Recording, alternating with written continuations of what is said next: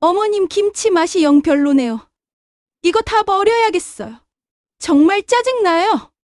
며느리가 시어머니가 일주일 동안 정성껏 담근 김치를 쓰레기통에 쏟아버리는 순간이었습니다. 이른둘의 시어머니는 그 광경을 보고 그 자리에 무너져 내렸죠. 그런데 더 충격적인 건 따로 있었습니다. 이 시어머니가 사실 서울 재개발로 480억을 받게 된 자산가였다는 거예요. 며느리들은 시어머니를 치매 환자로 몰아가며 재산을 노리고 있었습니다. 병원비가 아깝다며 연명치료 중단까지 논의했죠. 하지만 모두가 몰랐던 사실이 하나 있었습니다. 이 모든 게 시아버지가 자식들을 시험하기 위해 꾸민 거대한 연극이었다는 것을. 검은 차, 협박 전화, 투자 회사까지 모두 가짜였습니다. 결국 시부모는 전 재산을 막내딸에게만 물려주기로 결정했고 욕심에 눈먼 아들과 며느리들은 빈손으로 쫓겨났습니다. 이번 영상에서는 480억 재산을 둘러싼 가족의 배신과 충격적인 반전에 대해서 들려드리겠습니다. 시작하기 전 구독과 좋아요 눌러주시면 언제나 실제 숨겨진 인생 사연들을 전해드립니다. 지금 시작합니다. 새벽 4시 서울 외곽지역 변두리 아직 개발되지 않은 작은 농촌 마을에 어둠이 깔려 있었습니다. 높은 아파트 단지들 사이에 섬처럼 남아있는 이곳은 여전히 논밭과 오래된 기와집들이 자리하고 있었죠. 박만석의 집 부엌에서만 불빛이 새어나왔습니다. 72살의 현숙은 이미 2시간째 김치를 담그고 있었습니다. 주름진 손이 배추 잎사귀를 한 장 한 장 벌려가며 양념을 발라갔습니다. 새우젓과 고춧가루, 마늘과 생강이 어우러진 냄새가 부엌에 가득했죠. 만석은 안방에서 잠을 설치고 있었습니다. 아내가 부스럭거리는 소리가 계속 들렸거든요. 그는 한숨을 내쉬며 천장을 바라봤습니다. 이제 75이 된 몸으로 마을에 남은 작은 텃밭을 가꾸기도 버거운데 아내는 여전히 자식들 생각뿐이었죠. 멀리서 들리는 자동차 소리가 새벽의 정적을 깨뜨렸습니다. 현숙의 이마에는 땀방울이 송골송골 맺혔습니다. 15폭이나 되는 김치를 혼자서 담그는 건 쉬운 일이 아니었어요. 그래도 그녀의 얼굴에는 미소가 떠나지 않았습니다. 큰아들 도연이가 좋아하는 맛을 생각하며 새우젓을 조금 더 넣었죠. 둘째 도훈이는 매운 걸 좋아해서 고춧가루를 듬뿍 뿌렸고 막내 지안이는 깔끔한 맛을 좋아해서 양념을 깨끗하게 발랐습니다. 아침 7시가 되자 현숙은 김치를 항아리에 담기 시작했습니다. 그녀의 손끝은 빨갛게 물들어 있었고 손목은 욱신거렸지만 멈추지 않았죠. 만석이 부엌으로 나왔을 때 현숙은 이미 김치통 3개를 준비해 놓고 있었습니다. 만석이 눈살을 찌푸리며 말했습니다. 또 김치를 그렇게 많이 담갔어? 도대체 누가 먹는다고 맨날 이 고생을 하는 거야? 현숙은 환하게 웃으며 대답했습니다. 도연이네 갖다 줄 거예요. 미정이가 요즘 바빠서 김치 담글 시간이 없다고 했거든요. 강남에 사는 애들이 이런 김치를 먹겠어? 거기는 백화점에서 비싼 김치 사 먹는 동네잖아. 만석이 한숨을 쉬며 말했습니다. 만석은 고개를 저었지만 더 이상 말하지 않았습니다. 40년을 함께 살아온 아내의 고집을 꺾을 수는 없었으니까요. 오전 10시 현숙은 김치통을 들고 마을 입구 버스 정류장으로 향했습니다. 마을 버스를 타고 지하철역까지 가야 했죠. 만석은 마당에서 그 뒷모습을 바라봤습니다. 구부정한 허리로 무거운 김치통을 들고 가는 아내가 안쓰러웠습니다. 하지만 현숙의 발걸음은 가벼웠어요. 자식에게 줄 김치를 들고 가는 어미의 마음은 늘 그랬으니까요. 1시간 반이 걸려 도연이 사는 강남의 고급 아파트에 도착한 현숙은 초인종을 눌렀습니다. 문이 열리자 며느리 미정이 나타났죠. 그녀의 얼굴에는 짜증이 역력했습니다. 미정이 차갑게 말했습니다. 어머님, 또 오셨네요. 지난번에도 말씀드렸잖아요. 저희는 백화점에서 유기농 김치 정기 배송 받아요. 현숙은 밝게 말했습니다. 그래도 집에서 담근 게 몸에 좋잖아. 우리 텃밭에서 직접 키운 배추로 담갔어. 도연이 좋아하는 맛으로 특별히. 미정은 김치통을 받아들며 억지로 미소를 지었습니다. 현숙이 엘리베이터에 타자마자 미정은 곧바로 주방 베란다로 나갔습니다. 그리고는 김치통 뚜껑을 열어 내용물을 확인한 뒤 코를 찡그렸죠. 미정이 혼잣말로 투덜거렸습니다. 시골 냄새가 확 나네. 우리 애들이 이런 텁텁한 김치 입에도 안 되는데. 학교 급식에서도 프리미엄 김치 먹는 애들인데. 이런 걸 어떻게 먹어? 미정은 망설임 없이 김치를 검은 비닐봉지에 담았습니다. 그리고는 싱크대 아래 음식물 쓰레기통에 와르르 쏟아부었죠.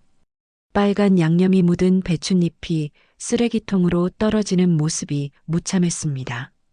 현숙이 새벽부터 정성껏 담근 김치는 단 10분도 되지 않아 쓰레기가 되어버렸습니다. 그때 도연이 서재에서 나왔습니다. 뭐 하는 거야? 미정이 아무렇지 않게 대답했습니다. 어머님이 또 김치 가져오셨길래. 냉장고에 자리도 없고. 너도 회사에서 외식만 하잖아. 도연은 잠시 망설이다가 말했습니다. 그래도 엄마가 새벽부터 담가서 가져온 건데. 미정이 날카롭게 쏘아붙였습니다. 그럼 당신이 회사에 싸가지고 다니면서 다 먹을래? 지난달에도 그 전달에도 다 버렸잖아. 왜 나한테만 뭐라고 그래? 시댁 눈치 보는 것도 이제 지긋지긋해. 도연은 더 이상 말하지 않고 서재로 들어갔습니다. 저녁 7시 현숙이 다시 버스와 지하철을 갈아타며 서울 외곽 마을 집으로 돌아왔을 때 얼굴에는 여전히 미소가 있었습니다. 만석은 아내에게 물었죠.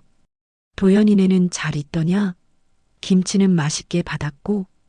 현숙이 애써 며느리를 감싸기 위해 돌려 말했습니다. 그럼요. 김치 정말 맛있겠다고 고마워했어요. 미정이도 시골 김치가 그리웠다면서 애들한테도 꼭 먹이겠대요. 사실 미정은 김치를 받고 나서 1분도 안 돼서 현관문을 닫아버렸거든요. 하지만 현숙은 눈물이 핑 돌았지만 그런 내색을 하지 않았습니다. 남편에게 걱정을 끼치고 싶지 않았으니까요. 만석은 아내의 손을 바라봤습니다. 빨갛게 물든 손, 거칠어진 손등, 굳은 살이 박인 손가락. 그 손이 평생 가족을 위해 일해왔다는 걸 그는 알고 있었습니다. 그날 밤 현숙은 잠들기 전에 중얼거렸습니다. 다음엔 더 고급스럽게 담가야겠네. 미정인의 입맛에 맞게 좀 더 깔끔하게. 만석은 아내의 말을 듣고 가슴이 먹먹해졌습니다. 자식들이 어떻게 대하든 아내의 사랑은 변하지 않았으니까요. 그는 조용히 담배를 피우러 마당으로 나갔습니다. 멀리 보이는 아파트 불빛들 사이로 별들이 희미하게 빛나고 있었죠. 이 작은 마을도 곧 사라질 거라는 소문이 돌고 있었습니다. 어디서부터 어긋난 걸까? 그의 마음속에는 씁쓸함만이 남아 있었습니다. 그날 저녁 만석과 현숙은 조용한 밥상 앞에 마주 앉았습니다. 갓 지은 밥에서 김이 모락모락 피어올랐고 현숙이 아침에 담근 김치 중 일부를 접시에 담아 놓았죠. 붉은 양념이 반짝이는 김치는 먹음직스러워 보였지만 만석의 표정은 어두웠습니다. 젓가락으로 김치를 집어 올린 만석은 한참을 바라보다가 내려놓았습니다. 그의 눈빛에는 알 수 없는 그늘이 드리워져 있었죠. 현숙은 남편의 이상한 기색을 눈치채고 물었습니다. 왜 그래요? 김치가 맛이 없나? 만석은 고개를 저으며 깊은 한숨을 내쉬었습니다. 그의 목소리는 낮고 무거웠죠. 아니야. 김치는 맛있어. 늘 그랬듯이. 하지만 그의 목소리에는 씁쓸함이 묻어났습니다. 현숙은 남편의 얼굴을 걱정스럽게 바라봤어요.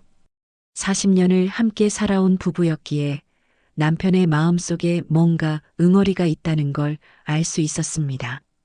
만석이 갑자기 말했습니다. 요즘 세상에는 손맛이라는 게 사라진 것 같아.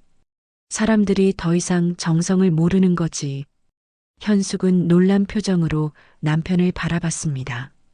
만석의 눈에는 분노와 실망이 뒤섞여 있었죠. 도연이네 갔다 왔을 때마다 당신 표정이 이상해. 뭔 일 있었어? 만석이 날카롭게 물었습니다. 현숙은 순간 당황했지만 애써 미소를 지으며 고개를 저었습니다. 아무 일도 없었어요. 미정이가 고맙다고 인사도 잘하고. 그녀의 말끝이 흐려졌습니다. 만석은 아내의 거짓말을 알아차렸지만 더 이상 캐묻지 않았죠. 대신 그는 마당을 바라보며 혼잣말처럼 중얼거렸습니다. 사람 손맛이 다 썩었어. 정성을 들여 만든 것의 가치를 모르는 세상이 됐다고. 그 말에는 깊은 의미가 담겨 있었습니다. 단순히 김치 이야기만은 아니었죠. 만석은 세상이 변해가는 것, 사람들의 마음이 메말라가는 것을 한탄하고 있었습니다. 다음 날 아침 만석은 일찍 일어나 마을을 한 바퀴 돌았습니다. 5일장이 서는 날이었죠. 장터에는 늘 그랬듯이 할머니들이 직접 기른 채소와 나물을 팔고 있었습니다. 하지만 손님은 별로 없었어요. 사람들은 대형마트에서 포장된 채소를 사는 게 더 편하다고 생각했으니까요. 정순덕 할머니가 만석에게 다가왔습니다. 68살의 순덕은 현숙과 오래된 친구였죠. 만석이 아저씨, 현숙이는 요즘 어때요? 얼굴이 많이 수척해 보이던데. 만석이 씁쓸하게 웃으며 대답했습니다. 자식들 때문에 마음고생이 심해서 그래요. 순덕이 혀를 찼습니다. 요즘 젊은 것들이 부모 마음을 너무 몰라줘. 우리 며느리도 시어미 손맛은 구식이라고, 마트 반찬이 더 깨끗하고 맛있다고 하더라고. 두 사람의 대화를 들으며 지나가던 마을 사람들도 고개를 끄덕였습니다. 모두가 비슷한 경험을 하고 있었으니까요. 그날 오후 만석은 집으로 돌아와 현숙을 불렀습니다. 그녀는 또다시 김치를 담글 준비를 하고 있었죠. 그만 좀 해. 도연이네는 당신 김치 안 먹어. 만석의 목소리는 단호했습니다. 현숙이 깜짝 놀라 남편을 바라봤습니다. 무슨 소리예요? 미정이가 맛있다고. 거짓말 그만해. 만석이 소리쳤습니다. 나도 다 알아. 미정이가 당신 김치 버리는 거. 현숙의 눈에 눈물이 고였습니다. 들킬까봐 숨겨왔던 비밀이 탄로난 것이죠. 그녀는 고개를 떨구며 흐느꼈습니다. 어떻게 알았어요? 만석이 깊은 한숨을 쉬며 말했습니다. 도연이 회사 후배가 같은 아파트에 살아. 음식물 쓰레기 버리는 곳에서 우리 김치통을 봤다고 하더군. 현숙은 더욱 서럽게 울었습니다. 자신의 정성이 쓰레기통에 버려진다는 사실이 가슴을 찢어지게 아프게 했으니까요. 만석은 아내를 위로하는 대신 차가운 목소리로 말했습니다. 이제 그만해. 더 이상 자식들한테 기대하지 마. 자식들은 우리 손맛을 원하지 않아. 하지만 현숙은 고개를 저으며 말했습니다. 그래도 엄마 마음은 그게 아니잖아요. 만석은 아내의 고집스러운 모습에 화가 났지만 동시에 안쓰러웠습니다. 그는 담배를 피우러 밖으로 나가면서 중얼거렸죠. 진짜 마음이 뭔지 알아야 할 텐데. 겉으로만 효도하는 척하는 놈들. 그날 밤 만석은 잠을 이루지 못했습니다. 머릿속에는 온갖 생각이 스쳐 지나갔죠. 자식들의 진짜 마음을 확인하고 싶다는 생각이 들었습니다. 하지만 어떻게 해야 할지 방법을 알 수 없었어요. 창밖으로는 개발을 앞둔 마을의 불빛들이 희미하게 보였습니다. 곧 이 마을도 사라질 거라는 소문이 돌고 있었죠. 만석은 문득 이상한 생각이 들었습니다. 만약 자신들에게 큰 돈이 생긴다면 자식들은 어떻게 나올까? 진짜 효도할까? 아니면 그는 고개를 저으며 그 생각을 떨쳐냈습니다. 하지만 마음 한구석에는 의구심이 남아 있었죠. 현숙이 잠꼬대로 중얼거렸습니다. 미안해요. 맛없어서. 만석은 아내의 말에 가슴이 미어졌습니다. 평생 가족을 위해 헌신한 아내가 오히려 미안해하고 있었으니까요. 그는 주먹을 꽉 쥐며 다짐했습니다. 언젠가는 자식들의 진짜 모습을 확인하고야 말겠다고. 손맛이 썩어버린 이 세상에서 진짜 마음이 무엇인지 보여주고 싶었습니다. 서울 외곽 마을에 봄비가 내리고 있었습니다. 만석은 마루에 앉아 창밖을 바라보고 있었죠. 빗방울이 유리창을 타고 흘러내리는 모습이 마치 누군가의 눈물 같았습니다. 현숙은 부엌에서 또다시 김치를 담그고 있었어요. 며느리가 버린다는 걸 알면서도 그녀는 멈추지 않았습니다. 그때 대문 밖에서 자동차 소리가 들렸습니다. 검은색 세단이 마을 입구에 멈춰섰죠. 정장을 입은 남자 2명이 내렸습니다. 구청 직원들이었어요. 그들은 우산을 쓰고 마을 이장댁으로 향했습니다. 1시간 뒤 마을 전체가 술렁이기 시작했습니다. 이장이 급히 마을회관으로 사람들을 소집했거든요. 만석도 현숙과 함께 회관으로 갔습니다. 마을 사람들 대부분이 모여 있었죠. 모두의 얼굴에는 긴장과 기대가 섞여 있었습니다. 이장이 떨리는 목소리로 말했습니다. 여러분, 우리 마을이 재개발 구역으로 확정됐습니다. 회관 안이 순간 조용해졌습니다. 그리고 곧 웅성거리는 소리가 터져나왔죠. 누군가 물었습니다. 보상금은 얼마나 되는 겁니까? 구청 직원이 서류를 펼치며 대답했습니다. 토지 평당 가격과 건물 보상비를 합치면 상당한 금액이 될 겁니다. 정확한 감정평가는 다음 주에 나올 예정입니다. 만석의 집은 2만 5천 평이 넘는 큰 땅을 가지고 있었습니다. 농과 밭, 그리고 선산까지 포함하면 마을에서 가장 큰 지주였죠. 사람들이 만석을 힐끔힐끔 쳐다봤습니다. 부러움과 질투가 섞인 시선이었어요. 집으로 돌아온 만석은 계산기를 두드렸습니다. 현재 시세로 계산해도 어마어마한 금액이 나왔죠. 그의 손이 떨렸습니다. 현숙이 옆에서 물었어요. 얼마나 나와요? 만석이 낮은 목소리로 대답했습니다. 최소 480억은 넘을 거야. 현숙은 숨을 멈췄습니다. 480억? 평생 손에 쥐어본 적 없는 돈이었죠. 그녀는 갑자기 무서워졌습니다. 이런 큰 돈이 생기면 자식들이 어떻게 나올까요? 만석의 눈빛이 날카로워졌습니다. 그는 담배를 피우러 밖으로 나가며 중얼거렸죠. 이제 알아볼 수 있겠군. 진짜 효도가 뭔지, 가짜 효도가 뭔지. 다음 날 소문은 빠르게 퍼졌습니다. 도연과 도훈, 지안까지 모두 전화를 걸어왔죠. 그들의 목소리에는 흥분이 가득했습니다. 도연이 다급하게 물었습니다. 아버지, 재개발 소문 들었어요. 정말이에요? 그래. 확정됐다더라. 만석은 담담하게 대답했습니다. 보상금은 얼마나 되는데요? 우리 땅이 꽤 크잖아요. 도연의 목소리가 떨렸습니다. 만석은 잠시 침묵했다가 말했습니다. 아직 정확히는 모르겠다. 감정평가 기다려봐야지. 도훈도 비슷한 전화를 걸어왔습니다. 형님한테 들었어요. 아버지, 이번 기회에 서울로 오시는 게 어때요? 재개발되면 여기 있을 수도 없잖아요. 생각해보마. 만석은 짧게 대답하고 전화를 끊었습니다. 그런데 이상한 일이 벌어졌습니다. 그날 저녁 만석의 휴대폰에 모르는 번호로 전화가 왔죠. 박만석 씨시죠? 토지 관련해서 상담해 드릴 게 있는데요. 남자의 목소리는 차갑고 사무적이었습니다.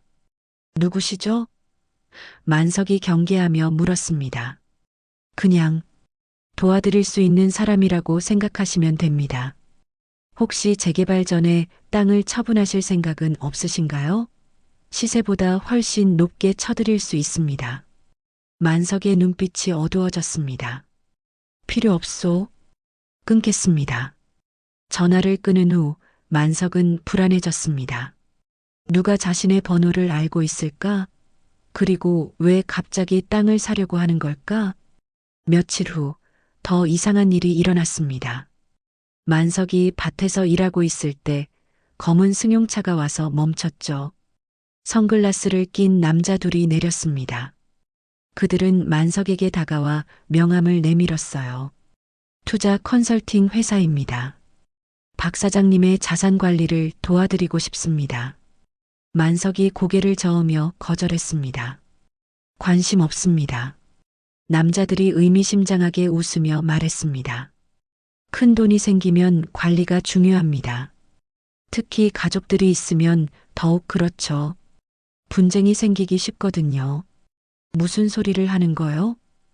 만석이 화를 냈습니다. 그냥 조언입니다. 나중에 후회하지 마시고 미리 대비하시라는 거죠. 남자들은 차를 타고 떠났습니다. 만석은 그들이 떠난 뒤에도 한참을 서 있었습니다. 왜 이런 사람들이 갑자기 나타나는 걸까? 불길한 예감이 들었죠. 그날 밤 현숙이 잠든 후 만석은 서랍을 열었습니다. 오래된 서류들을 꺼내 확인했죠. 토지 등기부, 건축물 대장, 모든 서류가 제대로 되어 있었습니다. 하지만 왜인지 불안했어요. 만석은 갑자기 이상한 결심을 했습니다. 그는 수첩을 꺼내 무언가를 적기 시작했죠. 침묵의 시험이라고 제목을 쓴 뒤 계획을 세우기 시작했습니다. 돈이 생겼다는 사실을 숨기고 자식들의 진짜 모습을 보겠다는 계획이었죠. 하지만 그때 전화벨이 울렸습니다. 도연이었어요. 아버지, 지금 당장 가족회의를 해야 할 것 같아요. 재개발 관련해서 조심해야 할 게 많다고 하더라고요. 특히 사기꾼들이 많대요. 만석은 아들의 말에 귀를 기울였습니다. 그런데 이상했어요. 도연이 어떻게 이런 정보를 알고 있을까? 내가 어떻게 그런 걸 알아? 만석이 물었습니다. 도연이 잠시 머뭇거리다가 대답했습니다. 그냥 회사 사람들이 알려줬어요. 아버지 조심하세요. 전화를 끊은 만석은 깊은 생각에 빠졌습니다. 뭔가 이상한 일이 벌어지고 있었어요. 자식들이 무언가를 숨기고 있는 것 같았죠. 아니면 누군가가 자신의 가족을 노리고 있는 걸까? 창밖에는 여전히 비가 내리고 있었습니다. 만석은 480억이라는 숫자를 다시 한번 떠올렸죠. 이 돈이 축복일까, 저주일까? 그는 알 수 없었습니다. 이른 아침부터 장마가 일찍 시작됐습니다.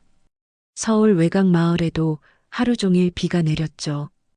현숙은 새벽부터 또 김치를 담갔습니다. 만석이 말렸지만 소용없었어요.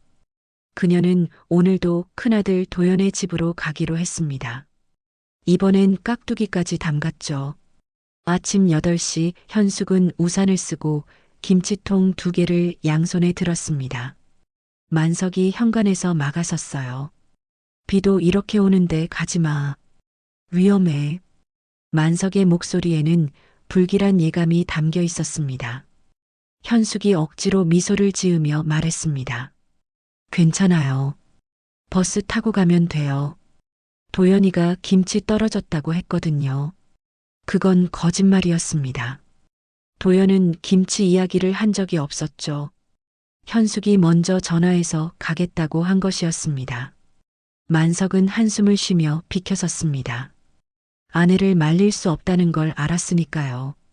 현숙이 대문을 나서는 순간 만석은 왠지 모를 불안감에 휩싸였습니다. 조심해서 다녀와. 그가 소리쳤지만 빗소리에 묻혀버렸습니다. 현숙은 마을버스를 타고 지하철역으로 향했습니다. 버스 안에는 사람이 별로 없었어요. 장날도 아니고 비까지 오니 마을 사람들도 외출을 삼갔죠. 버스가 큰 길로 접어들었을 때 빗줄기가 더욱 거세졌습니다. 운전기사가 중얼거렸습니다. 이런 날씨에는 운전하기도 무섭네. 바로 그때였습니다. 반대편에서 달려오던 덤프트럭이 중앙선을 넘었어요. 빗길에 미끄러진 것이었죠. 운전기사가 급히 핸들을 돌렸지만 늦었습니다. 쿵! 엄청난 충격과 함께 버스가 뒤집혔습니다. 현숙은 의식을 잃기 전 마지막으로 김치통이 깨지며 빨간 양념이 흩어지는 것을 봤습니다. 마치 피처럼 보였죠. 오전 10시 만석의 휴대폰이 울렸습니다. 모르는 번호였어요. 박만석 씨시죠? 서울대병원 응급실입니다. 부인 오현숙 씨가 교통사고를 당하셨습니다. 만석의 손에서 휴대폰이 떨어졌습니다. 그는 비를 맞으며 택시를 잡아타고 병원으로 달렸죠. 응급실에 도착했을 때 현숙은 이미 수술실로 들어간 뒤였습니다. 의사가 심각한 표정으로 말했습니다. 뇌출혈이 심합니다. 지금 응급수술 중인데 상황이 좋지 않습니다. 살아나도 의식을 되찾기 어려울 수 있어요. 만석은 그 자리에 주저앉았습니다. 눈앞이 캄캄했죠. 그때 도연과 도훈이 헐레벌떡 달려왔습니다. 아버지, 엄마가 어떻게 된 거예요? 도연이 다급하게 물었습니다. 만석은 대답할 수 없었습니다. 목이 메어왔으니까요. 도훈이 간호사에게 물었죠. 치료비는 얼마나 들까요? 수술비, 입원비. 만석이 아들을 노려봤습니다. 지금 그게 중요해? 엄마가 죽을지도 모르는데. 도훈이 당황하며 변명했습니다. 아니, 그게 아니라 준비를 해야 하잖아요. 그때 지안이 울며 뛰어왔습니다. 막내딸은 어머니 소식을 듣자마자 회사를 뛰쳐나온 것이었죠. 엄마 어디 있어요? 지안이 흐느꼈습니다. 6시간의 수술이 끝났습니다. 의사가 지친 얼굴로 나왔죠. 일단 고비는 넘겼습니다. 하지만 의사가 말을 잇지 못했습니다. 하지만 뭐요? 만석이 떨리는 목소리로 물었습니다. 식물인간 상태입니다. 언제 깨어날지, 아니 깨어날 수 있을지 장담할 수 없습니다. 기적이 일어나지 않는 한 가족들은 침묵했습니다. 도연과 도훈은 서로 눈치를 받고 지아는 계속 울었습니다. 만석은 중환자실 유리창 너머로 보이는 현숙을 바라봤습니다. 온몸에 기계가 연결되어 있었죠. 그날 밤 만석은 병원 복도 의자에 앉아 있었습니다. 도연이 다가와 조심스럽게 말했어요. 아버지, 이런 때 말씀드리기 뭐하지만 재개발 건은 어떻게 하실 거예요? 엄마가 이런 상태인데. 만석이 날카롭게 쳐다봤습니다. 왜? 내가 죽으면 내가 다 가져갈 텐데 걱정되냐? 도연이 깜짝 놀라며 손을 저었습니다. 아니, 그런 게 아니라 혹시 엄마 치료비 때문에 급하게 처분하실까 봐서요. 만석은 아들의 진심을 의심했습니다. 정말 어머니를 걱정하는 걸까? 아니면 돈을 걱정하는 걸까? 다음 날 이상한 일이 또 일어났습니다. 병원 로비에서 정장 입은 남자가 만석에게 다가왔어요. 지난번 마을에 왔던 투자 컨설팅 회사 직원이었습니다. 박 사장님, 부인께서 사고를 당하셨다고 들었습니다. 안타깝네요. 만석이 경계심을 드러내며 물었습니다. 어떻게 알았소? 남자가 의미심장하게 웃었습니다. 소문이 빠르거든요. 그런데 혹시 병원비 때문에 땅을 급매하실 생각은 없으신가요? 좋은 조건으로. 꺼져. 만석이 소리쳤습니다. 남자는 명함을 놓고 갔습니다. 필요하시면 연락 주세요. 가족이 아픈 상황에서는 현금이 최고니까요. 만석은 명함을 찢어버렸습니다. 하지만 불안했어요. 이 사람들이 왜 자꾸 나타나는 걸까? 설마 사고와 관련이 있는 건 아닐까?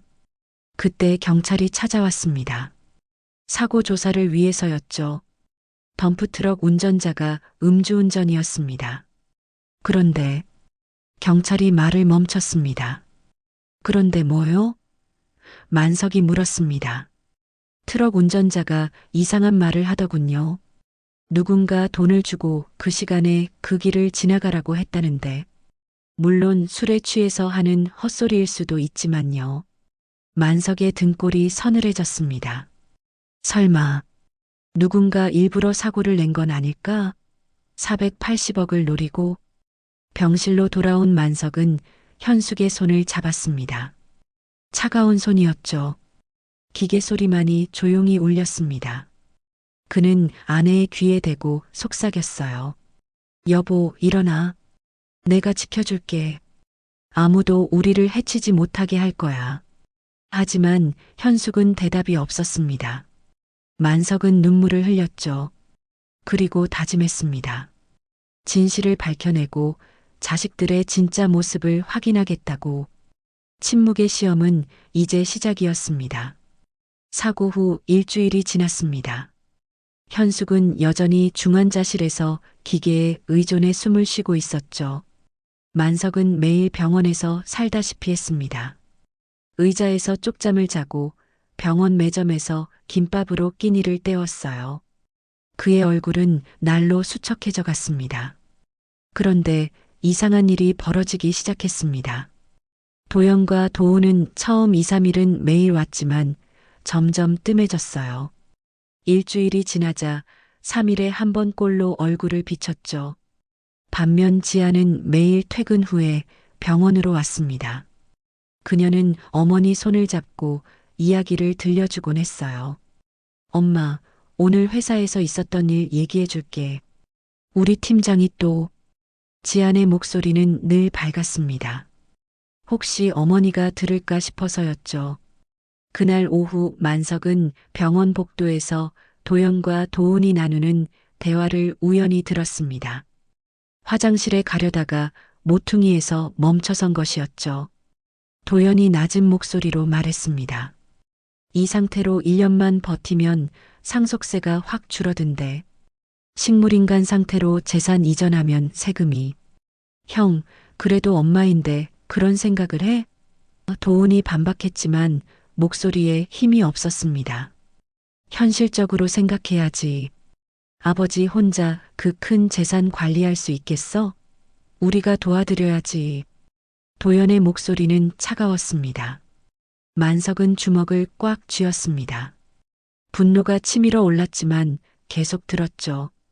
도훈이 한숨을 쉬며 말했습니다. 그건 그런데 병원비가 장난 아니야. 하루에 100만 원씩 나간대. 이러다가 재산 다 날리는 거 아니야? 그러니까 빨리 결정을 내려야 해. 연명치료 중단이라도. 도연의 말이 끝나기 전에 만석이 모습을 드러냈습니다. 뭐라고? 연명치료 중단? 만석의 목소리가 복도에 울렸습니다. 두 아들은 깜짝 놀라 얼굴이 하얗게 질렸습니다. 도연이 급히 변명했죠. 아버지, 그게 아니라 의사 선생님이 가능성을 말씀하셔서. 닥쳐. 너희들은 엄마가 죽기를 바라는 거냐? 만석이 소리쳤습니다. 간호사들이 놀라서 뛰어왔고 도연과 도우는 황급히 자리를 떴습니다. 만석은 떨리는 다리로 중환자실로 돌아갔죠. 유리창 너머로 현숙의 모습이 보였습니다. 평화로운 얼굴이었지만 만석은 알 수 없는 두려움에 휩싸였어요. 그날 밤 만석은 중대한 결심을 했습니다. 병실 의자에 앉아 수첩을 펼쳤죠. 그리고 침묵의 시험이라는 제목 아래 계획을 적기 시작했습니다. 1. 재개발 보상금 사실 숨기기. 2. 자식들의 진짜 마음 확인하기. 3. 현숙이 깨어날 때까지 모든 것 비밀로. 그때 병실 문이 열렸습니다. 지안이 들어왔어요. 만석은 급히 수첩을 덮었죠. 아빠 안 주무세요? 지안이 걱정스럽게 물었습니다. 만석은 딸을 바라봤습니다. 지안의 손은 거칠었어요. 청소일을 하느라 갈라지고 상처가 났죠. 그녀는 병원비를 보태겠다며 밤에 아르바이트까지 하고 있었습니다. 지안아, 너는 엄마가 깨어날 거라고 믿니? 만석이 물었습니다. 지안의 눈에 눈물이 고였습니다. 당연하죠. 엄마는 강한 분이에요. 꼭 깨어나실 거예요. 만석은 딸의 손을 잡았습니다. 세 자녀 중 유일하게 진심인 것 같은 아이였죠. 다음 날 아침 또 이상한 일이 일어났습니다. 병원 로비에서 만석을 기다리는 사람이 있었어요. 변호사라고 자신을 소개한 남자였습니다. 박만석 씨, 혹시 재산 관리에 대해 상담받으실 생각 없으신가요? 부인이 이런 상태에서는 법적 대리인이 필요하실 텐데. 만석이 의심스럽게 물었습니다. 누가 당신을 보냈소? 변호사가 명함을 내밀며 말했습니다. 저는 그냥 도움을 드리고 싶을 뿐입니다. 특히 재개발 보상금 같은 큰 돈이 들어올 때는. 내가 재개발 보상금 얘기를 한 적 있소? 만석이 날카롭게 물었습니다. 변호사가 당황하며 말을 더듬었습니다. 아, 그냥 소문으로 들었습니다. 만석은 확신했습니다. 누군가가 자신의 정보를 흘리고 있었어요. 그게 누구일까? 설마 자식들 중 하나? 그때 휴대폰이 울렸습니다. 경찰서였어요. 박만석 씨 사고 조사 관련해서 알려드릴 게 있습니다. 덤프트럭 운전자가 자살을 시도했습니다. 유서를 남겼는데 만석의 심장이 멎는 것 같았습니다. 유서에 뭐라고 적혀 있소? 미안하다. 돈에 눈이 멀었다. 그런 내용입니다. 그런데 이상한 건 그 운전자 통장에 5천만 원이 입금되어 있더군요. 출처를 추적 중입니다. 전화를 끊은 만석은 온몸이 떨렸습니다. 정말 누군가 의도적으로 사고를 낸 것이었어요. 그런데 왜? 현숙을 노린 건가 아니면 자신을 노린 건가? 병실로 돌아온 만석은 현숙 옆에 앉았습니다. 그리고 귀에 대고 속삭였죠. 여보, 내가 진실을 밝혀낼게. 누가 우리를 해치려 하는지, 누가 진짜 우리 편인지. 당신이 깨어날 때까지 내가 다 알아낼 거야. 그때 현숙의 손가락이 미세하게 움직였습니다. 착각일까? 만석은 숨을 멈추고 지켜봤지만 다시 움직임은 없었어요. 저녁이 되자 도연이 아내 미정과 함께 왔습니다. 미정은 시어머니를 보자마자 코를 막았죠. 여보, 빨리 나가자. 병원 냄새 때문에 머리 아파. 미정이 투덜거렸습니다. 도연이 만석에게 서류를 내밀었습니다. 아버지, 이거 재산관리 위임장인데요. 혹시 모르니까 미리 준비해놨어요. 만석은 서류를 받지 않았습니다. 필요 없다. 아버지가 갑자기 쓰러지시면 어떡해요? 엄마도 이런 상태인데. 도연이 압박했습니다. 만석은 아들을 차갑게 바라봤습니다. 내가 죽기를 기다리는 거냐? 도연이 당황하며 부인했지만 만석은 이미 결심을 굳혔습니다. 침묵의 시험을 시작하기로. 자식들이 정말 효도하는지 아니면 돈만 노리는지 확인하겠다고.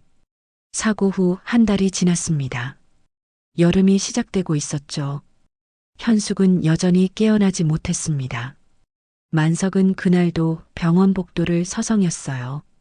그런데 이상하게도 최근 며칠 동안 그의 행동이 달라졌습니다.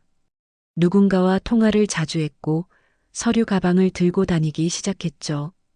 그날 오전 지안이 병실로 들어왔습니다. 새벽 4시에 일어나 청소 일을 마치고 온 것이었어요. 그녀의 손은 더욱 거칠어져 있었습니다. 손톱 밑에는 검은 때가 끼어 있었고 손가락 마디마다 상처가 났죠.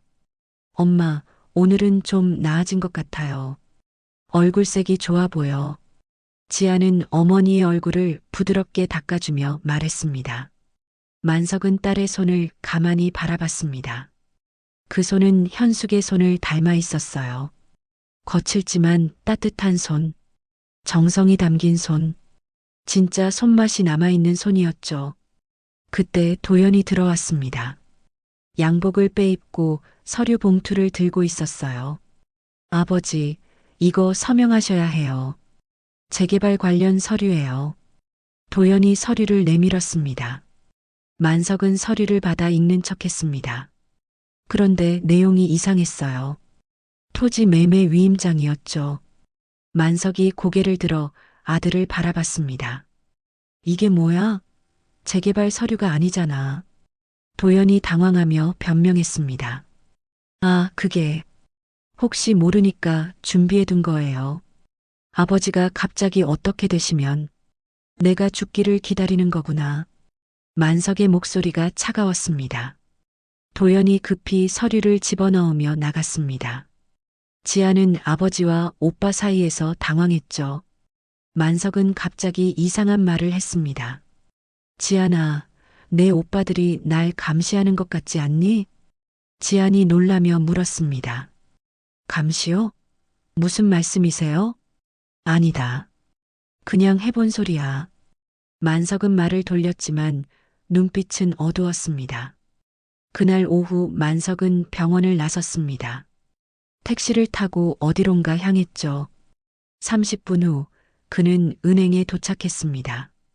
VIP 상담실로 들어간 만석은 무언가 서류에 서명을 했습니다. 그리고 큰 봉투를 받아 나왔어요. 병원으로 돌아오는 길 만석은 또다시 전화를 받았습니다. 네, 알겠습니다. 조용히 처리하겠습니다. 그의 목소리는 낮고 비밀스러웠습니다. 뒤에서 누군가 따라오고 있었습니다. 검은 승용차였죠. 만석은 백미러로 확인하고는 택시 기사에게 말했습니다. 길을 돌아서 가주세요. 미행당하는 것 같아서. 택시 기사가 놀라며 속도를 높였습니다. 검은 차는 계속 따라왔죠. 만석의 얼굴에 긴장이 감돌았습니다. 병원에 도착한 만석은 황급히 엘리베이터를 탔습니다. 그런데 로비에서 수상한 남자 둘이 그를 주시하고 있었어요. 만석은 가슴속 봉투를 꼭 쥐었습니다. 병실로 돌아온 만석은 지안에게 말했습니다. 오늘부터 내가 엄마를 지켜. 낯선 사람이 오면 절대 들여보내지 마.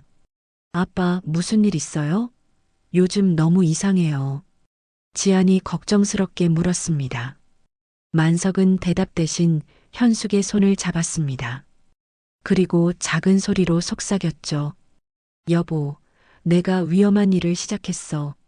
하지만 이게 유일한 방법이야. 진실을 밝히려면. 그때 현숙의 손가락이 또 움직였습니다. 이번엔 확실했어요. 검지손가락이 미세하게 떨렸죠. 지안이 소리쳤습니다. 아빠, 엄마 손가락이 움직였어요. 의사가 달려왔습니다. 검사를 한 후 놀라운 소식을 전했죠. 뇌파에 변화가 있습니다. 아직 확실하진 않지만 의식이 돌아올 가능성이 보입니다. 만석은 눈물을 흘렸습니다. 하지만 동시에 두려웠어요. 현숙이 깨어나면 모든 진실이 밝혀질 테니까요. 그날 밤 도훈이 아내 선희와 함께 왔습니다. 선희는 시어머니를 보자마자 인상을 찌푸렸죠. 언제까지 이렇게 누워 있을까요? 병원비가 벌써 5천만 원이 넘었다던데. 선희가 냉정하게 말했습니다. 도훈이 아내를 제지했지만 이미 늦었습니다. 만석이 그들을 노려봤거든요. 너희들은 돈만 아까운 거냐? 엄마 목숨은 안중에도 없고. 선희가 뻔뻔하게 대답했습니다. 현실적으로 생각해야죠. 깨어날 가능성도 희박한데. 만석은 주먹을 꽉 쥐었습니다. 그리고 결심했죠. 이 위선자들의 가면을 벗기겠다고. 다음 날 새벽 만석은 병원을 몰래 빠져나왔습니다. 그리고 마을로 돌아갔어요. 집에 도착한 그는 마당 한 구석을 파기 시작했습니다. 깊이 판 구덩이에 무언가를 묻었죠. 큰 철제 상자였습니다. 이제 시작이야. 만석이 혼잣말을 했습니다. 그때 휴대폰이 울렸습니다. 지안이었어요. 아빠, 엄마가 눈을 떴어요. 잠깐이었지만 분명히 눈을 떴어요. 만석은 삽을 떨어뜨렸습니다. 기쁨과 동시에 불안이 밀려왔죠. 현숙이 깨어나고 있었습니다. 하지만 아직 준비가 안 됐어요. 자식들의 진짜 모습을 확인하려면 시간이 더 필요했습니다. 병원으로 달려가는 길, 만석은 또 검은 차를 발견했습니다. 누군가 계속 그를 감시하고 있었어요. 도대체 누구일까? 자식들일까? 아니면 다른 누군가일까? 병실에 도착했을 때 가족들이 모두 모여 있었습니다. 현숙은 다시 잠들어 있었지만 표정이 편안해 보였어요. 의사가 설명했습니다. 일시적인 각성 상태였습니다. 하지만 좋은 신호예요. 계속 이런 반응이 있다면 곧 깨어날 수 있습니다. 도영과 도우는 불안한 표정을 지었습니다. 반면 지아는 기뻐서 울고 있었죠. 만석은 자식들의 표정을 하나하나 관찰했습니다. 누가 진심이고 누가 가짜일까? 그는 주머니 속 봉투를 만졌습니다. 거기엔 무언가 중요한 것이 들어 있었어요. 침묵의 시험을 위한 마지막 준비였죠. 사고 후 2달이 지났습니다. 무더운 여름이었죠. 병원 에어컨이 시원하게 돌아가고 있었지만 만석의 마음은 뜨겁게 타고 있었습니다. 현숙이 조금씩 반응을 보이기 시작했거든요. 하지만 동시에 이상한 일들이 계속 일어나고 있었습니다. 그날 아침 지안이 어머니의 머리를 빗겨주고 있었습니다. 부드럽게 빗질하며 노래를 불러주었죠. 어릴 때 어머니가 불러주던 자장가였습니다. 새야 새야 파랑새야 녹두밭에 앉지 마라. 지안의 목소리가 병실에 울려 퍼졌습니다. 그때 기적이 일어났습니다. 현숙의 눈꺼풀이 떨렸고 입술이 미세하게 움직였어요. 마치 따라 부르려는 것처럼. 지안이 숨을 멈추고 어머니를 바라봤습니다. 눈물이 볼을 타고 흘러내렸죠. 엄마, 들리는 거죠? 내 목소리 들리죠? 지안이 어머니의 손을 꽉 잡았습니다. 현숙의 손가락이 약하게 지안의 손을 쥐었습니다. 확실한 반응이었어요. 지안은 울며 간호사를 불렀고 의사가 달려왔습니다. 뇌파 검사를 한 의사가 놀라며 말했습니다. 믿기 어렵지만 의식이 돌아오고 있습니다. 특히 청각 반응이 활발해요. 계속 말을 걸어주세요. 만석이 병실로 들어왔을 때 지안이 기쁜 소식을 전했습니다. 하지만 만석의 표정은 복잡했어요. 기쁨과 동시에 불안이 섞여 있었죠. 그때 휴대폰이 울렸습니다. 모르는 번호였어요. 만석은 복도로 나가 전화를 받았습니다. 박만석 씨 경고하는데 조심하시오. 당신이 뭘 계획하는지 다 알고 있소. 음성 변조된 목소리였습니다. 누구요? 무슨 소리를 하는 거요? 만석이 다급하게 물었지만 전화는 끊어졌습니다. 만석은 불안하게 주위를 둘러봤습니다.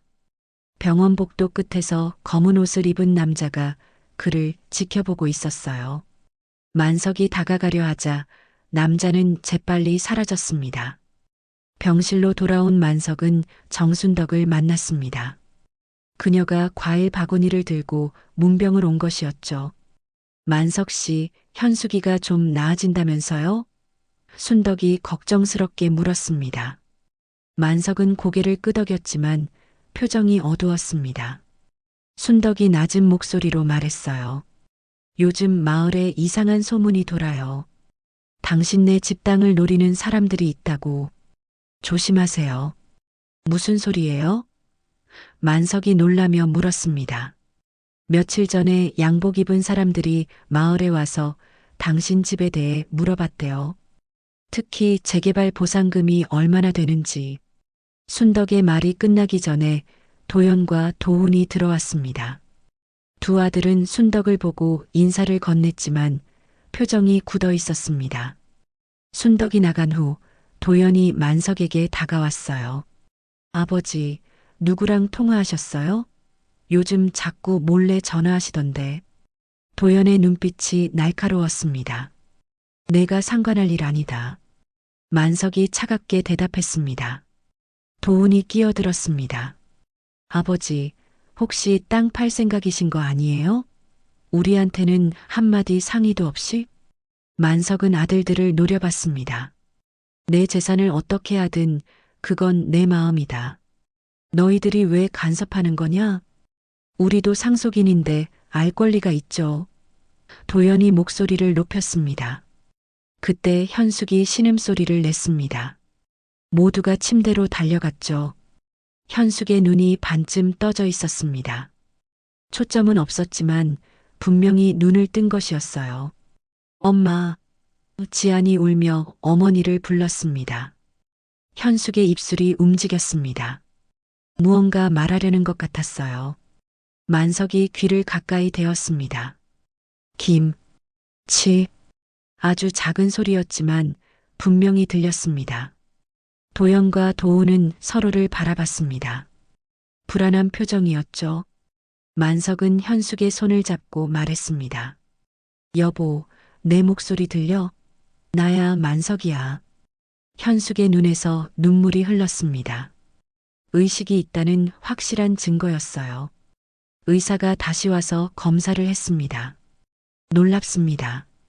빠른 속도로 회복되고 있어요. 며칠 내로 완전히 깨어날 수도 있습니다. 그 소식에 지아는 기뻐했지만 도연과 도훈의 얼굴은 더욱 어두워졌습니다. 만석은 그들의 표정을 놓치지 않았죠. 그날 밤 만석은 병원을 몰래 빠져나왔습니다. 택시를 타고 어디론가 향했어요. 30분 후 그는 한 변호사 사무실에 도착했습니다. 준비한 서류는 다 됐습니까? 만석이 물었습니다. 변호사가 서류 봉투를 건네며 말했습니다. 네, 하지만 이렇게까지 하실 필요가 있을까요? 자식들을 너무 의심하시는 것 같은데. 내가 알아서 할 일이요. 만석은 서류를 받아 나왔습니다. 사무실을 나서자 또 검은 차가 그를 기다리고 있었습니다. 이번엔 창문이 내려졌어요. 안에는 선글라스를 낀 남자가 있었습니다. 박만석 씨, 마지막 경고요. 당신이 하려는 일을 멈추시오. 안 그러면 후회할 겁니다. 당신들이 누구요? 왜 날 위협하는 거요? 만석이 소리쳤습니다. 남자는 대답 없이 차를 몰고 사라졌습니다.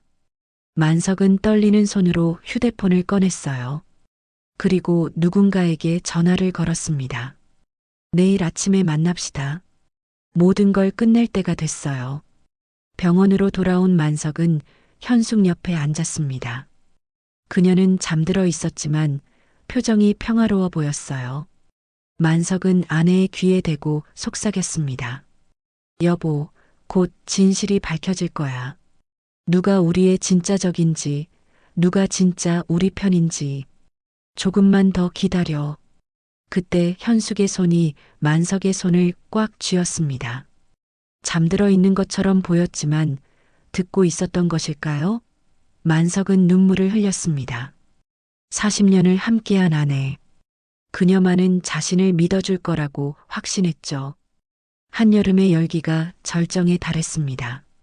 서울 외곽 마을에도 재개발 소문이 완전히 퍼져 있었죠. 사람들은 만석을 볼 때마다 부러운 눈빛을 보냈습니다. 480억이라는 숫자가 마을 사람들 입에 오르내렸어요.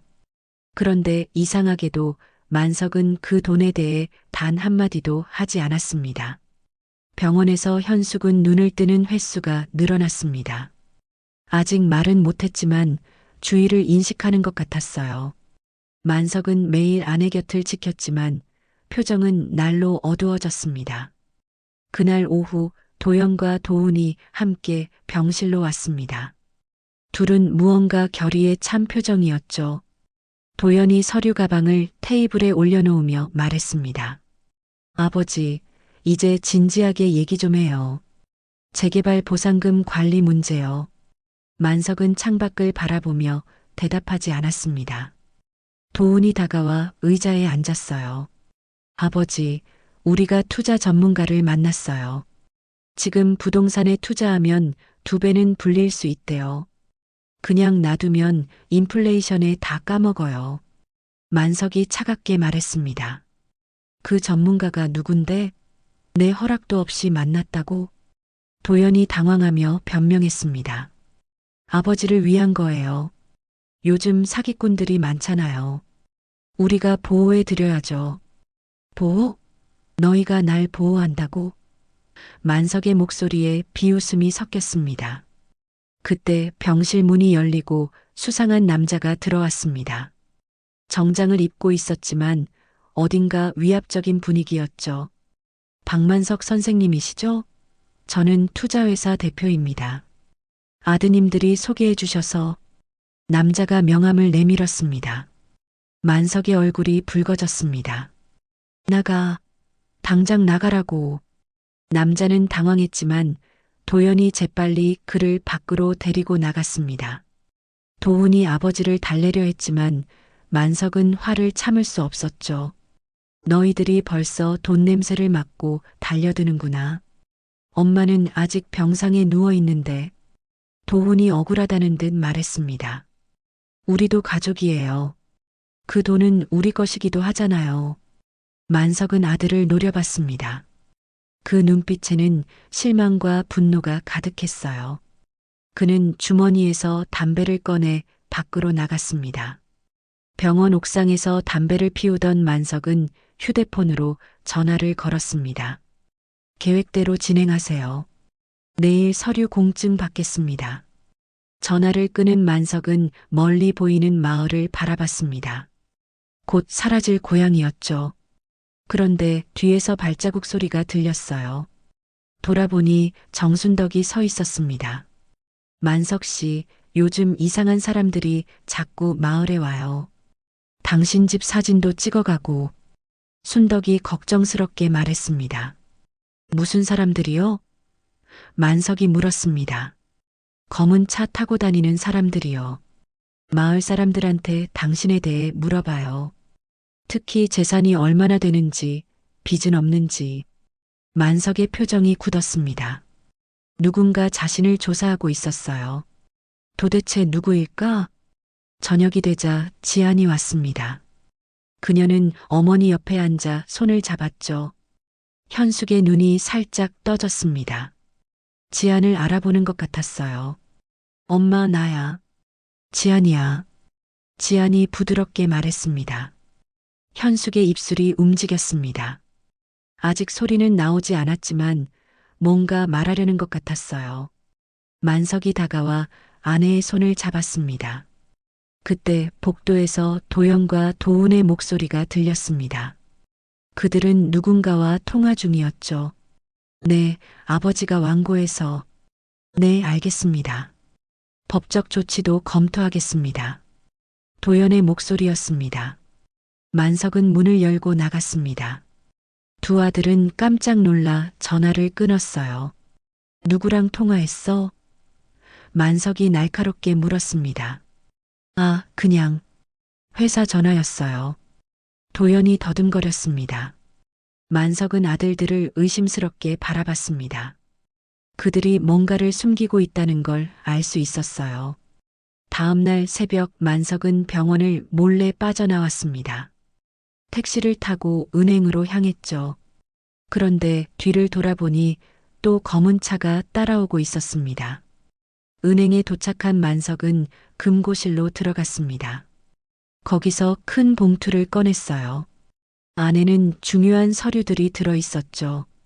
그는 서류를 확인한 후 다시 넣었습니다. 은행을 나오자 검은 차가 바로 앞에 멈췄습니다. 창문이 내려가고 낯선 남자가 말했어요. 박만석 씨, 당신이 하려는 일을 알고 있소. 가족을 배신하면 후회할 거요. 가족? 당신이 뭘 안다고. 만석이 소리쳤습니다. 남자는 의미심장하게 웃으며 사진 한 장을 던졌습니다. 만석이 변호사 사무실에 들어가는 사진이었어요.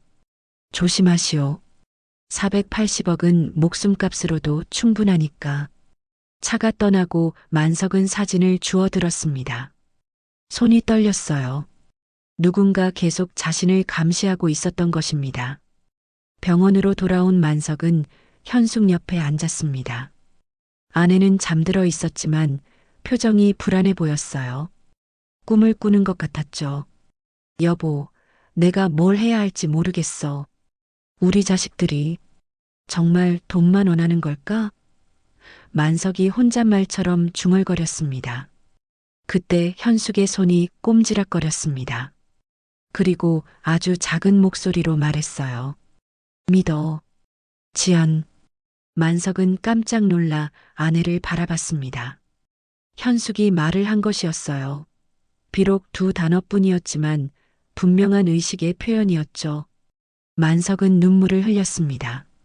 아내가 깨어나고 있었어요. 하지만 동시에 두려웠습니다. 현숙이 완전히 깨어나면 모든 진실이 밝혀질 테니까요. 사고 후 넉 달이 지났습니다. 현숙은 기적적으로 의식을 거의 회복했어요. 아직 말은 어눌했지만 주의를 인식하고 간단한 대화도 가능했죠. 의사들도 놀라워했습니다. 식물인간이 될 거라던 사람이 이렇게 빨리 회복되다니. 하지만 만석의 표정은 오히려 더 어두워졌습니다. 그날 오후 며느리들이 병실을 찾아왔습니다. 미정과 선희는 시어머니를 보자마자 억지로 미소를 지었어요. 현숙은 그들을 보고 약하게 웃으며 손을 내밀었습니다. 미정아, 선희야, 와줘서 고마워. 현숙의 목소리는 떨렸지만 진심이 담겨 있었습니다. 두 며느리는 시어머니의 손을 잡았지만 금세 놓아버렸어요. 미정이 핸드백에서 손 소독제를 꺼내 바르며 말했습니다. 어머님, 이제 좀 나아지셨네요. 그런데 언제쯤 퇴원하실 수 있대요? 선희도 거들었습니다. 병원비가 벌써 2억을 넘었다던데 집에서 요양하시는 게 낫지 않을까요?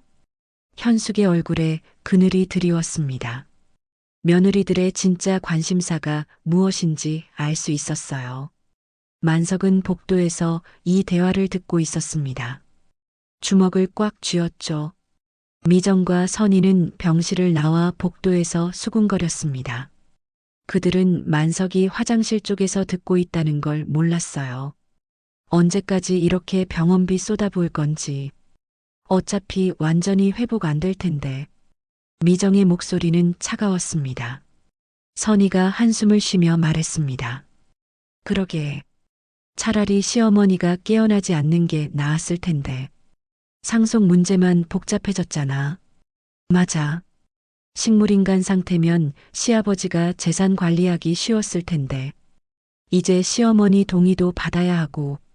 미정이 짜증스럽게 말했습니다. 그때 만석이 나타났습니다. 두 며느리는 깜짝 놀라 얼굴이 하얗게 질렸어요. 방금 뭐라고 했어? 만석의 목소리는 낮고 위험했습니다. 미정이 더듬거리며 변명했습니다. 아버님, 그게 아니라. 닥쳐. 너희들은 현숙이가 죽기를 바랐구나. 돈 때문에. 만석이 소리쳤습니다. 병원 직원들이 달려왔고 소동이 벌어졌어요. 도연과 도훈도 급히 왔습니다. 아버지, 무슨 일이세요? 도연이 물었습니다. 만석은 며느리들을 가리키며 말했습니다. 내 아내가 뭐라고 했는지 아니? 엄마가 안 깨어나는 게 나았을 거라고 했어. 도연은 아내를 바라봤지만 미정은 고개를 돌렸습니다. 도훈도 마찬가지였어요. 그들은 아내들을 감싸지도 아버지를 달래지도 않았습니다. 지안이 병실에서 나왔습니다. 상황을 파악한 그녀는 아버지를 진정시켰어요. 아빠, 엄마가 듣고 계세요. 조용히 해요. 만석은 딸의 말에 겨우 진정했습니다. 하지만 그의 눈에는 결심이 서 있었죠. 그날 밤 만석은 현숙과 단둘이 있었습니다. 현숙이 힘겹게 말했어요. 여보, 내가 다 들었어. 미정이랑 선이가 한 말. 만석이 놀라며 아내를 바라봤습니다. 현숙의 눈에 눈물이 고여 있었어요. 의식 없는 척 했어. 그들의 진짜 마음을 알고 싶어서. 현숙이 흐느꼈습니다. 만석은 충격을 받았습니다. 아내도 자식들을 시험하고 있었던 것이었어요. 그래도 지안이는 달라. 그의 말은 진짜야. 현숙이 만석의 손을 잡았습니다. 그때 병실 문이 열렸습니다. 지안이 들어왔어요. 그녀는 작은 수첩을 들고 있었죠. 아빠, 이거 복도에 떨어져 있었어요. 못 받을 것 같은데. 지안이 수첩을 건넸습니다. 만석이 수첩을 펼쳐보니 충격적인 내용이 적혀 있었습니다. 재개발 보상금 480억을 어떻게 나눌지, 부모님이 돌아가시면 얼마를 받을 수 있는지 계산한 내용이었어요. 이런 놈들. 만석의 손이 떨렸습니다. 지안도 내용을 보고 충격을 받았습니다. 오빠들이 정말 이런 생각을. 현숙이 딸의 손을 잡았습니다. 지안아, 너는 엄마를 위해 손이 다 망가질 때까지 이랬구나. 지안은 울며 어머니를 안았습니다. 만석은 두 사람을 바라보며 결심을 굳혔어요. 다음 날 새벽 만석은 또 병원을 빠져나왔습니다. 이번엔 경찰서로 향했어요. 그는 형사를 만나 무언가를 신고했습니다. 저를 협박하는 사람들이 있습니다. 그리고 제 아내 사고도 의심스러워요. 만석이 증거를 내밀었습니다. 형사가 서류를 검토하며 말했습니다. 이거 심각한데요. 조사해 보겠습니다. 만석이 경찰서를 나오자 또 검은 차가 기다리고 있었습니다. 이번엔 2대였어요. 차에서 내린 남자들이 만석을 둘러쌌습니다. 경찰에 신고했군요. 후회하실 겁니다. 한 남자가 위협했습니다. 당신들이 누군지 이제 알 것 같소? 내 아들들이 보낸 거지? 만석이 물었습니다. 남자들은 대답하지 않고 사라졌습니다. 만석은 확신했어요. 자식들이 뭔가를 숨기고 있다고. 병원으로 돌아온 만석은 충격적인 광경을 목격했습니다. 도연과 도훈이 의사와 무언가를 의논하고 있었어요. 그들 손에는 서류가 들려 있었죠. 연명치료 중단 동의서라니.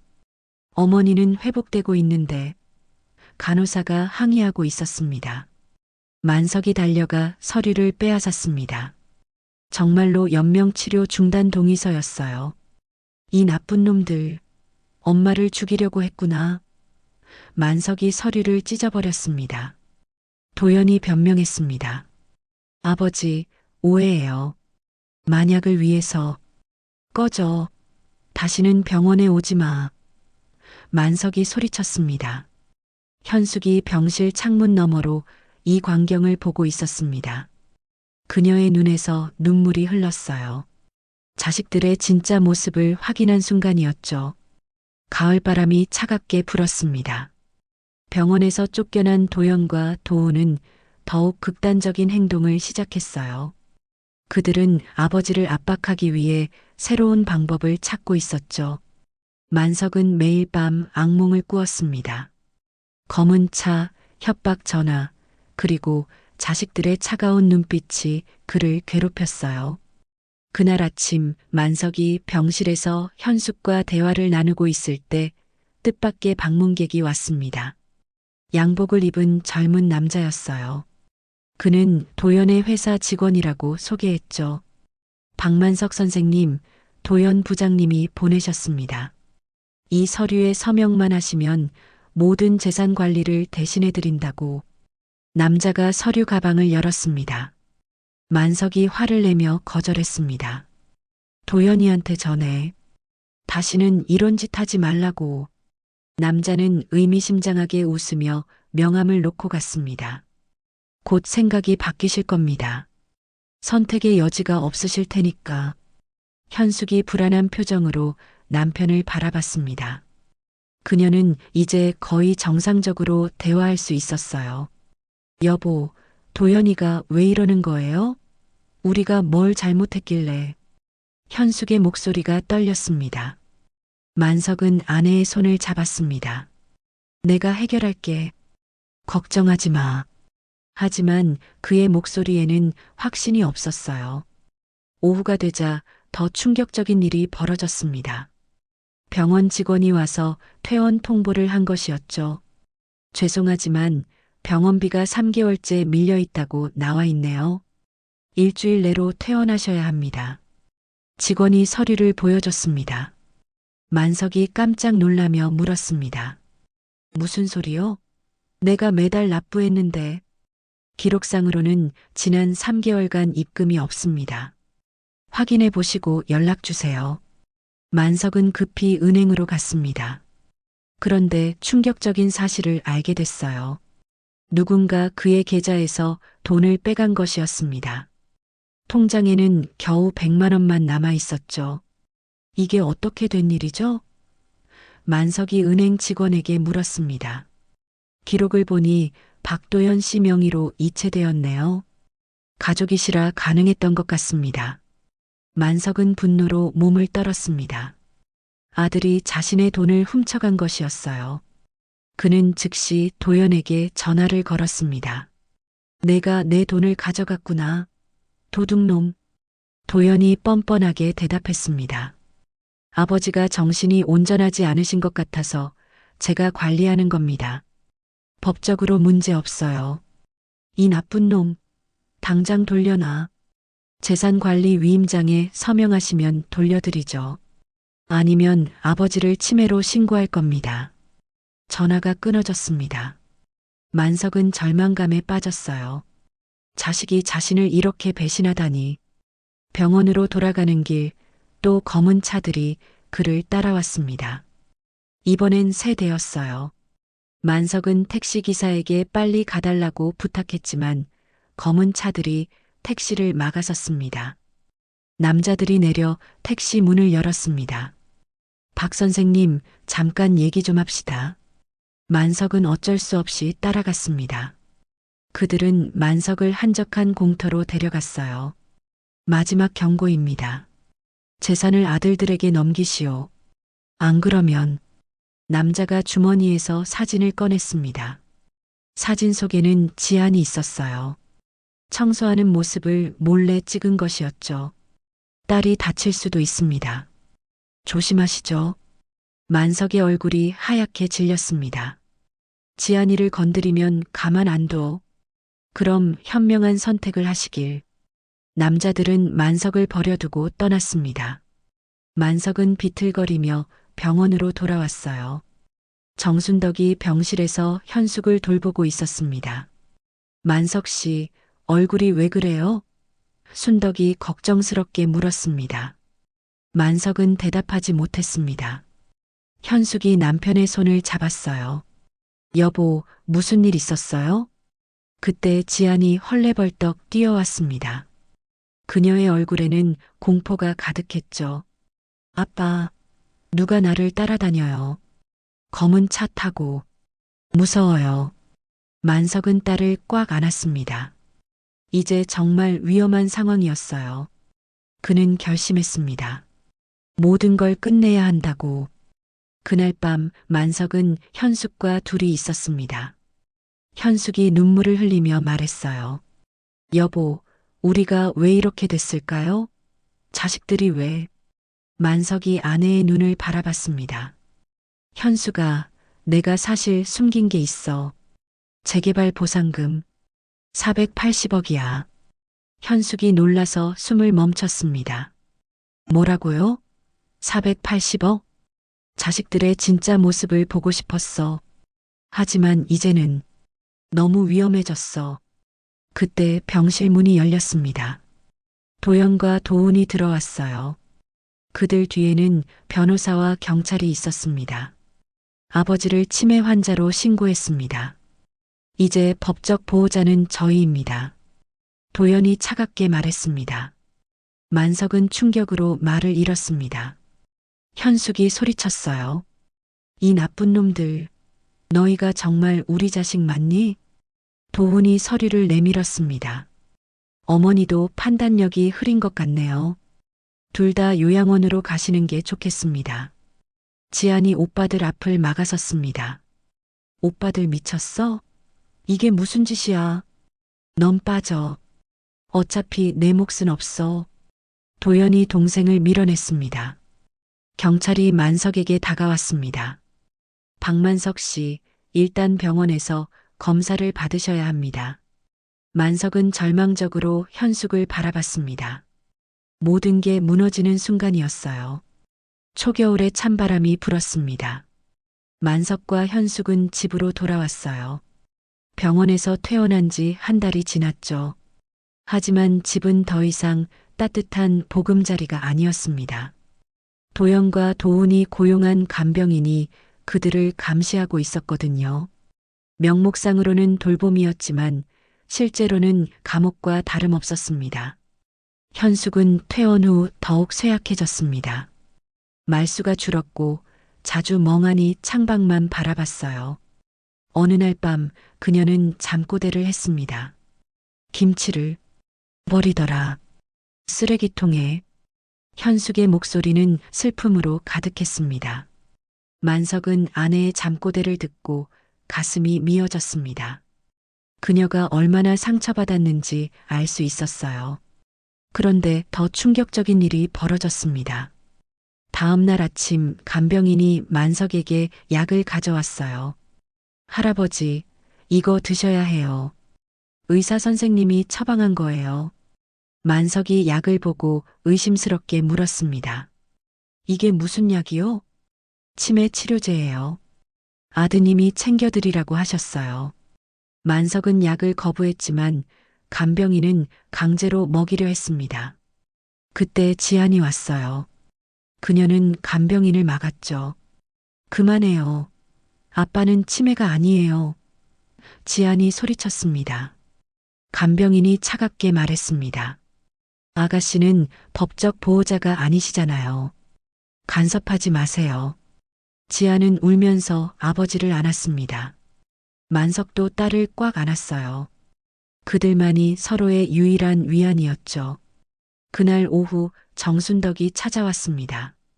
그녀는 김치 재료를 들고 있었어요. 현수가 같이 김치 담그자. 예전처럼. 순덕이 부드럽게 말했습니다. 현숙은 고개를 저었습니다.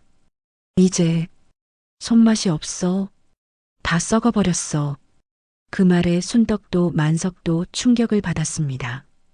평생 김치를 담그던 현숙이 포기한 것이었어요. 며칠 후 더 큰 충격이 왔습니다. 도연과 도훈이 부동산 중개인을 데리고 왔어요. 그들은 집을 둘러보며 평가를 했죠. 이 집과 땅을 팔면 얼마나 나올까요? 도연이 물었습니다. 중개인이 대답했습니다. 재개발 확정되면 최소 400억은 넘을 겁니다. 500억도 가능해요. 도훈이 흥분하며 말했습니다. 빨리 계약서 준비해 주세요. 부모님이 더 악화되기 전에 처리해야 해요. 만석이 나타나 소리쳤습니다. 이 집은 안 팔아. 너희가 무슨 권리로. 도연이 서류를 꺼내며 말했습니다. 법원 판결문입니다. 아버지는 판단력이 없다고 나왔어요. 이제 저희가 결정합니다. 만석은 절망감에 주저앉았습니다. 모든 게 끝난 것 같았어요. 그런데 그때 이상한 일이 일어났습니다.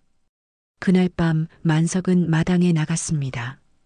그가 예전에 무언가를 묻었던 곳을 파기 시작했어요. 철제 상자를 꺼냈죠.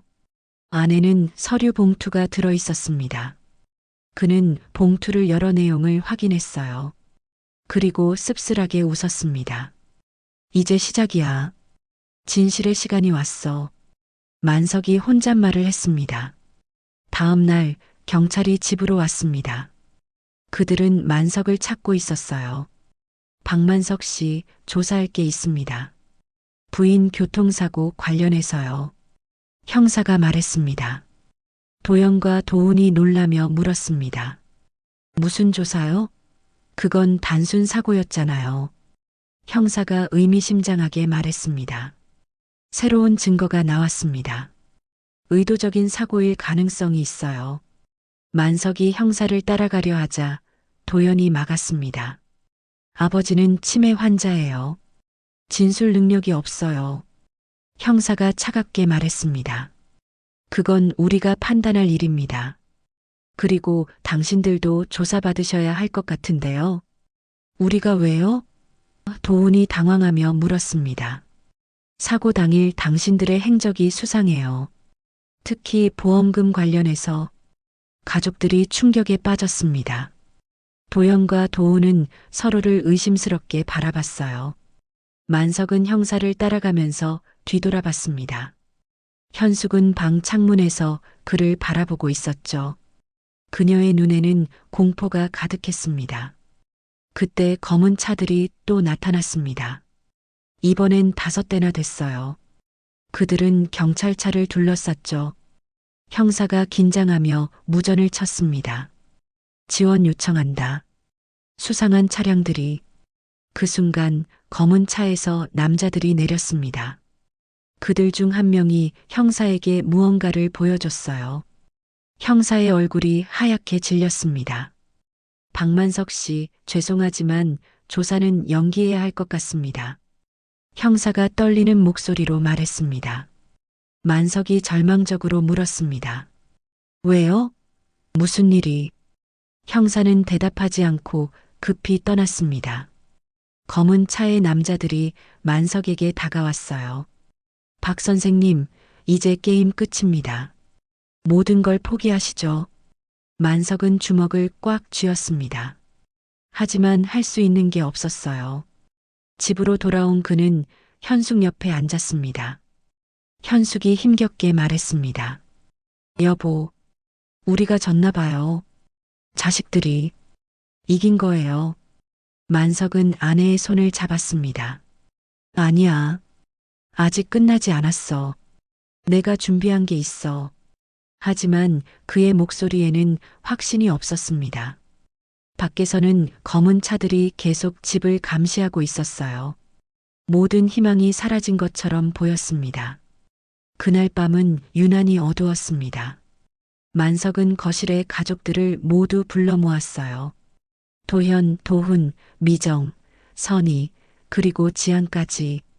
간병인도 내보냈죠. 현숙은 휠체어에 앉아 남편을 바라보고 있었습니다. 그녀의 눈빛에는 결의가 서 있었어요. 만석이 철제 상자를 테이블 위에 올려놓았습니다. 모두가 숨을 죽였죠. 그가 상자를 열자 서류 뭉치가 나왔습니다. 이제 모든 진실을 말할 때가 왔다. 만석의 목소리는 차분했지만 단호했습니다. 도연이 짜증스럽게 말했습니다. 아버지, 또 무슨 연극이에요? 치매 환자가. 닥쳐. 끝까지 들어. 만석이 아들을 제지했습니다. 그는 서류를 하나씩 펼쳤습니다. 재개발 보상금 480억 확정 서류, 은행 잔고 증명서, 그리고 놀랍게도 사립탐정 보고서까지 있었어요. 내가 모든 걸 계획했다. 처음부터 끝까지. 만석이 천천히 말했습니다. 가족들이 충격에 빠졌습니다. 도훈이 더듬거리며 물었어요. 무슨 말씀이세요? 만석이 쓴웃음을 지었습니다. 재개발 소문이 났을 때 나는 궁금했다. 과연 내 자식들이 나와 엄마를 진심으로 사랑하는지 아니면 돈만 원하는지. 현숙이 떨리는 목소리로 말했습니다. 그래서 침묵의 시험을 시작한 거예요. 뭐라고? 미정이 소리쳤습니다. 만석이 서류를 들어보였습니다. 검은 차, 협박 전화, 투자회사. 모두 내가 고용한 사람들이었다. 너희가 어떻게 반응하는지 보고 싶었어. 도연의 얼굴이 붉어졌습니다.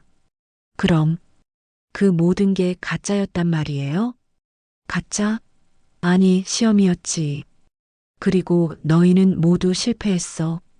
만석의 목소리가 차가워졌습니다. 그는 사립탐정 보고서를 펼쳤습니다. 거기에는 충격적인 내용이 적혀 있었어요. 도현, 내가 내 통장에서 돈을 빼간 건 사실이야. 하지만 그 계좌는 함정이었어.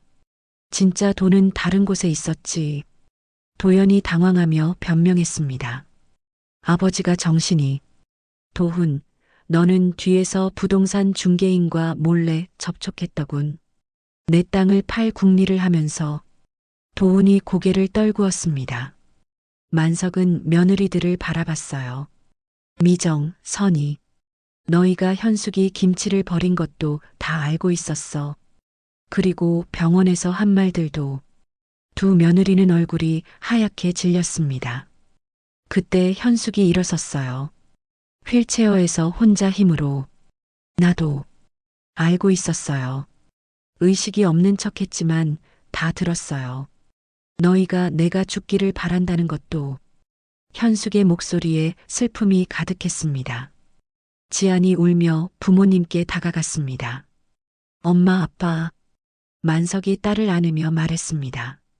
지안아, 너만이 진짜였어. 손이 다 망가질 때까지 일하며 병원비를 보탰지. 그는 다시 아들들을 바라봤습니다. 사고조사? 그것도 내가 시킨 거였어. 너희가 얼마나 당황하는지 보고 싶었거든. 도연이 분노하며 소리쳤습니다. 그래서요? 우리를 시험했다고 자랑스러우세요? 자랑스럽다고? 아니, 실망스럽다. 평생 키운 자식들이 돈에 눈이 멀어 부모를 배신하다니.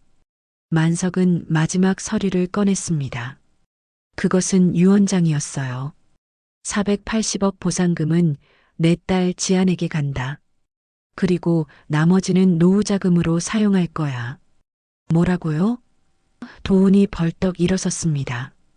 현숙이 단호하게 말했습니다. 너희는 이미 충분히 가졌어. 좋은 직장, 집, 가족. 그런데도 더 욕심을 부렸지. 미정이 울며 매달렸습니다. 어머님, 저희가 잘못했어요. 용서해 주세요. 선희도 무릎을 꿇었습니다. 정말 죄송해요. 한 번만. 하지만 현숙은 고개를 저었습니다. 김치를 버린 그날, 너희는 내 마음도 버렸어. 손맛이 썩은 게 아니야. 너희 마음이 썩은 거지. 만석이 정순덕을 바라봤습니다. 그녀는 부엌에서 지켜보고 있었어요. 순덕 씨, 당신도 알고 계셨죠? 내 계획을. 순덕이 고개를 끄덕였습니다. 만석 씨가 부탁했어요. 현숙이를 지켜봐 달라고. 도연과 도훈은 절망감에 빠졌습니다. 모든 게 시험이었고 그들은 완전히 실패한 것이었어요. 아버지, 정말 이러실 거예요? 도연이 마지막으로 애원했습니다. 만석은 차갑게 대답했습니다. 너희가 선택한 길이야. 돈이 사람보다 중요하다고 생각한 순간 너희는 이미 가족이 아니었어. 현숙이 지안의 손을 잡았습니다. 지안아, 내 손을 봐. 거칠고 상처투성이지만 이게 진짜 손맛이야. 사랑이 담긴 손. 지안은 울며 부모님을 안았습니다. 도연과 도훈, 그리고 며느리들은 충격과 후회 속에서 집을 나갔어요. 만석은 창밖을 바라봤습니다. 검은 차들은 이미 사라진 지 오래였죠. 모든 연극이 끝난 것이었습니다. 여보, 우리가 너무했나? 현숙이 조용히 물었습니다. 만석이 아내의 손을 잡았습니다. 아니야. 진실을 보는 것도 사랑이야. 가짜 효도보다는 진짜 마음을 아는 게 낫지. 진실이 밝혀진 다음 날이었습니다. 도연과 도훈은 밤새 잠을 이루지 못했어요. 그들은 새벽 5시에 다시 부모님 집으로 왔습니다. 이번엔 변호사까지 데리고 왔죠. 분노와 절망이 뒤섞인 그들의 얼굴은 일그러져 있었습니다. 만석과 현숙은 마당에 앉아 있었습니다. 새벽 공기가 차가웠지만 두 사람은 평온해 보였어요. 지안도 부모님 곁에 있었죠. 정순덕은 부엌에서 차를 끓이고 있었습니다. 도연이 대문을 박차고 들어오며 소리쳤습니다. 아버지, 이건 사기예요. 자식을 속이고 시험한 게 자랑스러우세요? 도훈도 거들었습니다.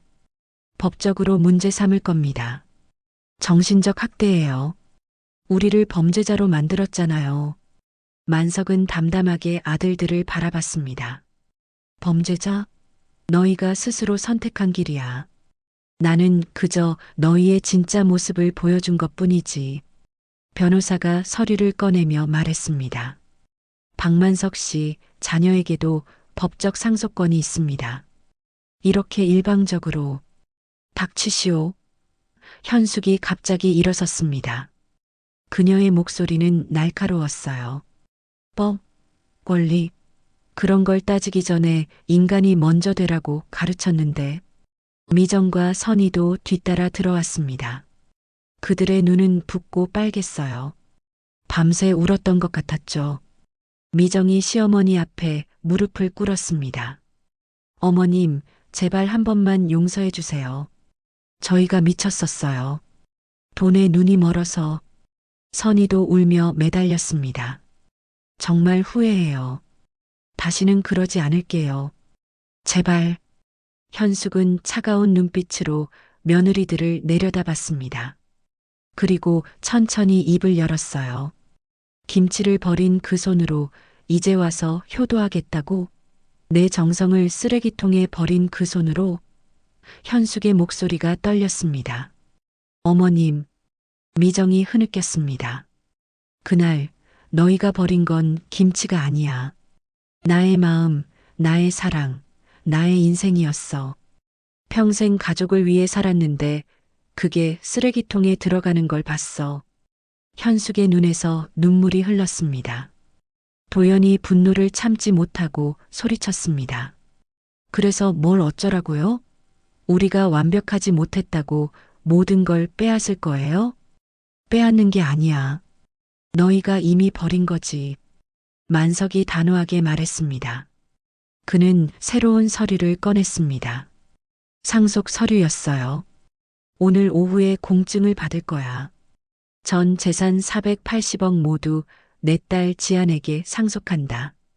뭐라고요? 도훈이 벌떡 일어섰습니다.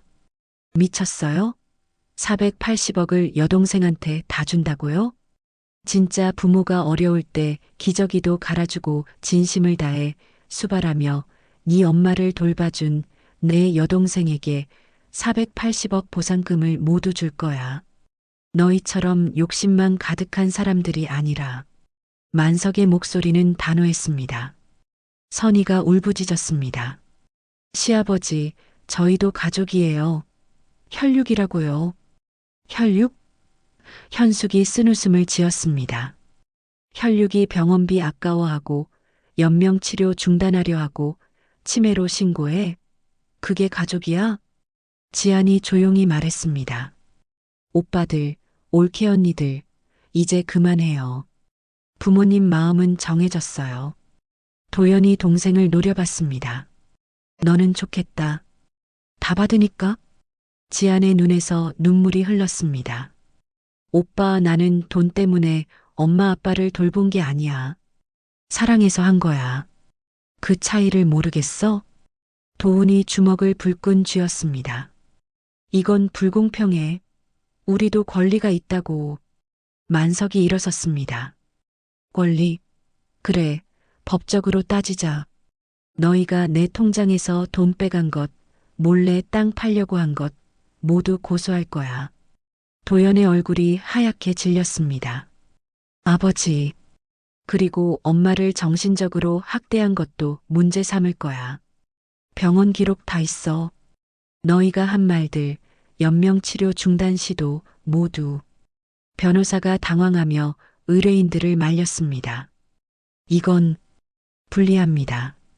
일단 물러나시는 게. 정순덕이 차를 들고 나왔습니다.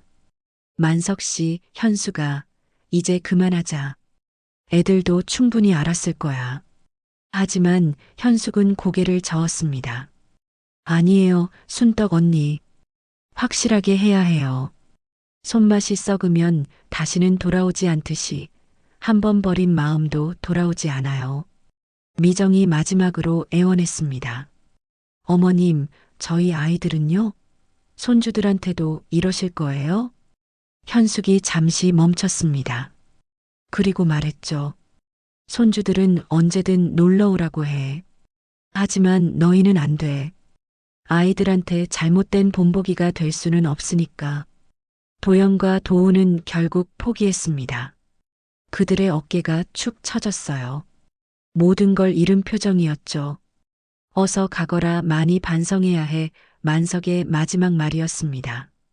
네 사람은 터덜터덜 집을 나갔습니다.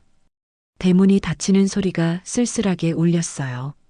만석과 현숙, 그리고 지안만이 마당에 남았습니다. 현숙이 하늘을 올려다봤습니다. 이제야 속이 시원해. 진짜만 남았네. 만석이 아내의 손을 잡았습니다. 여보, 이제 우리 편하게 살자. 진짜 사랑이 있는 사람들과. 딸 지안이 부모님을 안았습니다. 세 사람의 눈에서 눈물이 흘렀어요. 재산 이전 공증을 마친 날이었습니다. 만석과 현숙은 집으로 돌아와 마루에 앉아 있었어요. 지아는 부모님 곁에서 차를 따르고 있었죠. 정순덕도 함께 있었습니다. 평화로운 오후였어요. 하지만 그 평화는 오래가지 않았습니다. 대문 밖에서 울음소리가 들렸습니다. 미정과 선이었어요. 두 며느리는 마지막으로 한 번 더 찾아온 것이었죠. 그들의 얼굴은 눈물과 콧물로 범벅이 되어 있었습니다. 어머님, 아버님, 제발 문 좀 열어주세요. 미정이 대문을 두드리며 울부짖었습니다. 선이도 무릎을 꿇은 채 애원했습니다. 저희가 정말 잘못했어요. 죽을 죄를 지었어요. 만석이 일어나려 하자 현숙이 그의 팔을 잡았습니다. 들여보내요. 마지막으로 할 말이 있어요. 지안이 대문을 열었습니다. 두 며느리는 마당으로 기어 들어왔어요. 정말로 기어서 들어왔습니다. 무릎으로 기면서 시부모님 앞까지 왔죠. 미정이 현숙의 발을 잡으며 흐느꼈습니다. 어머님, 제가 미쳤었어요. 돈에 눈이 멀어서. 어머님 김치를 버린 것도 병원에서 한 말도 모두 제가 잘못했어요. 선이도 만석의 발 앞에 엎드렸습니다. 아버님, 저희를 용서해 주세요. 평생 속죄하며 살게요. 효도할게요. 진짜로요. 현숙은 차갑게 며느리들을 내려다봤습니다. 그녀의 눈에는 어떤 감정도 없었어요. 그저 텅 빈 눈빛이었죠. 일어나요. 현숙의 목소리는 담담했습니다. 두 며느리는 희망에 찬 눈으로 시어머니를 올려다봤습니다. 혹시 용서해 주시는 걸까? 현숙이 천천히 입을 열었습니다. 손맛은 한 번 썩으면 다시는 돌아오지 않아요. 아무리 씻어도 아무리 노력해도 한 번 상한 맛은 영원히 상한 거예요. 어머님, 미정이 흐느꼈습니다. 너희가 김치를 버렸을 때 나는 알았어요. 너희 마음이 이미 썩었다는 걸. 그리고 썩은 마음은 절대 돌아오지 않아요. 현숙의 목소리에는 슬픔이 묻어났습니다. 선이가 머리를 바닥에 찌으며 울었습니다. 한 번만, 단 한 번만 기회를 주세요. 저희가 변할게요. 만석이 입을 열었습니다. 변한다고? 너희는 이미 충분히 보여줬어. 돈 앞에서 부모도 버리는 사람들이라는 걸. 그때 도연과 도운도 왔습니다. 그들도 아내들처럼 무릎을 꿇었어요. 아버지, 어머니, 저희가 틀렸습니다. 인정해요. 모든 게 저희 잘못이에요. 도연이 눈물을 흘리며 말했습니다. 도운도 고개를 숙였습니다. 부모님을 돈으로만 봤어요. 죄송해요. 정말 죄송해요. 하지만 만석과 현숙은 움직이지 않았습니다. 그들의 마음은 이미 돌처럼 굳어 있었어요. 너희가 정말 후회한다면 이제부터라도 제대로 살아. 하지만 우리와는 상관없이 만석의 목소리는 단호했습니다. 현숙이 일어섰습니다. 그리고 부엌으로 걸어갔어요. 지안과 정순덕이 따라갔죠. 부엌에서 현숙은 새로운 김치를 담그기 시작했습니다. 정순덕이 도와주며 말했습니다. 현수가 마음이 아프겠다. 현숙이 담담하게 대답했습니다. 아니에요, 언니. 오히려 시원해요.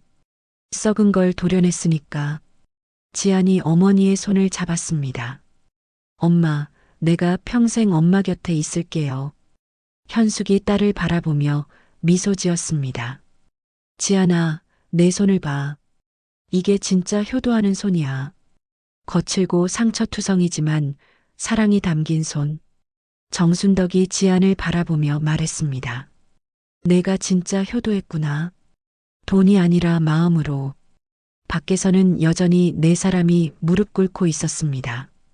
만석은 담배를 피우러 마당 구석으로 갔어요. 그는 하늘을 올려다봤습니다. 구름 사이로 햇빛이 비치고 있었죠. 이제 끝이야. 만석이 혼잣말을 했습니다. 미정이 마지막으로 절규했습니다. 어머님, 저희 아이들은요? 손주들도 못 보게 하실 거예요? 현숙이 부엌에서 나왔습니다. 손에는 갓 담근 김치가 들려 있었어요. 손주들은 언제든 와도 돼요. 하지만 너희는 안 돼. 아이들에게 썩은 마음을 물려줄 수는 없으니까. 현숙의 목소리는 차가웠습니다.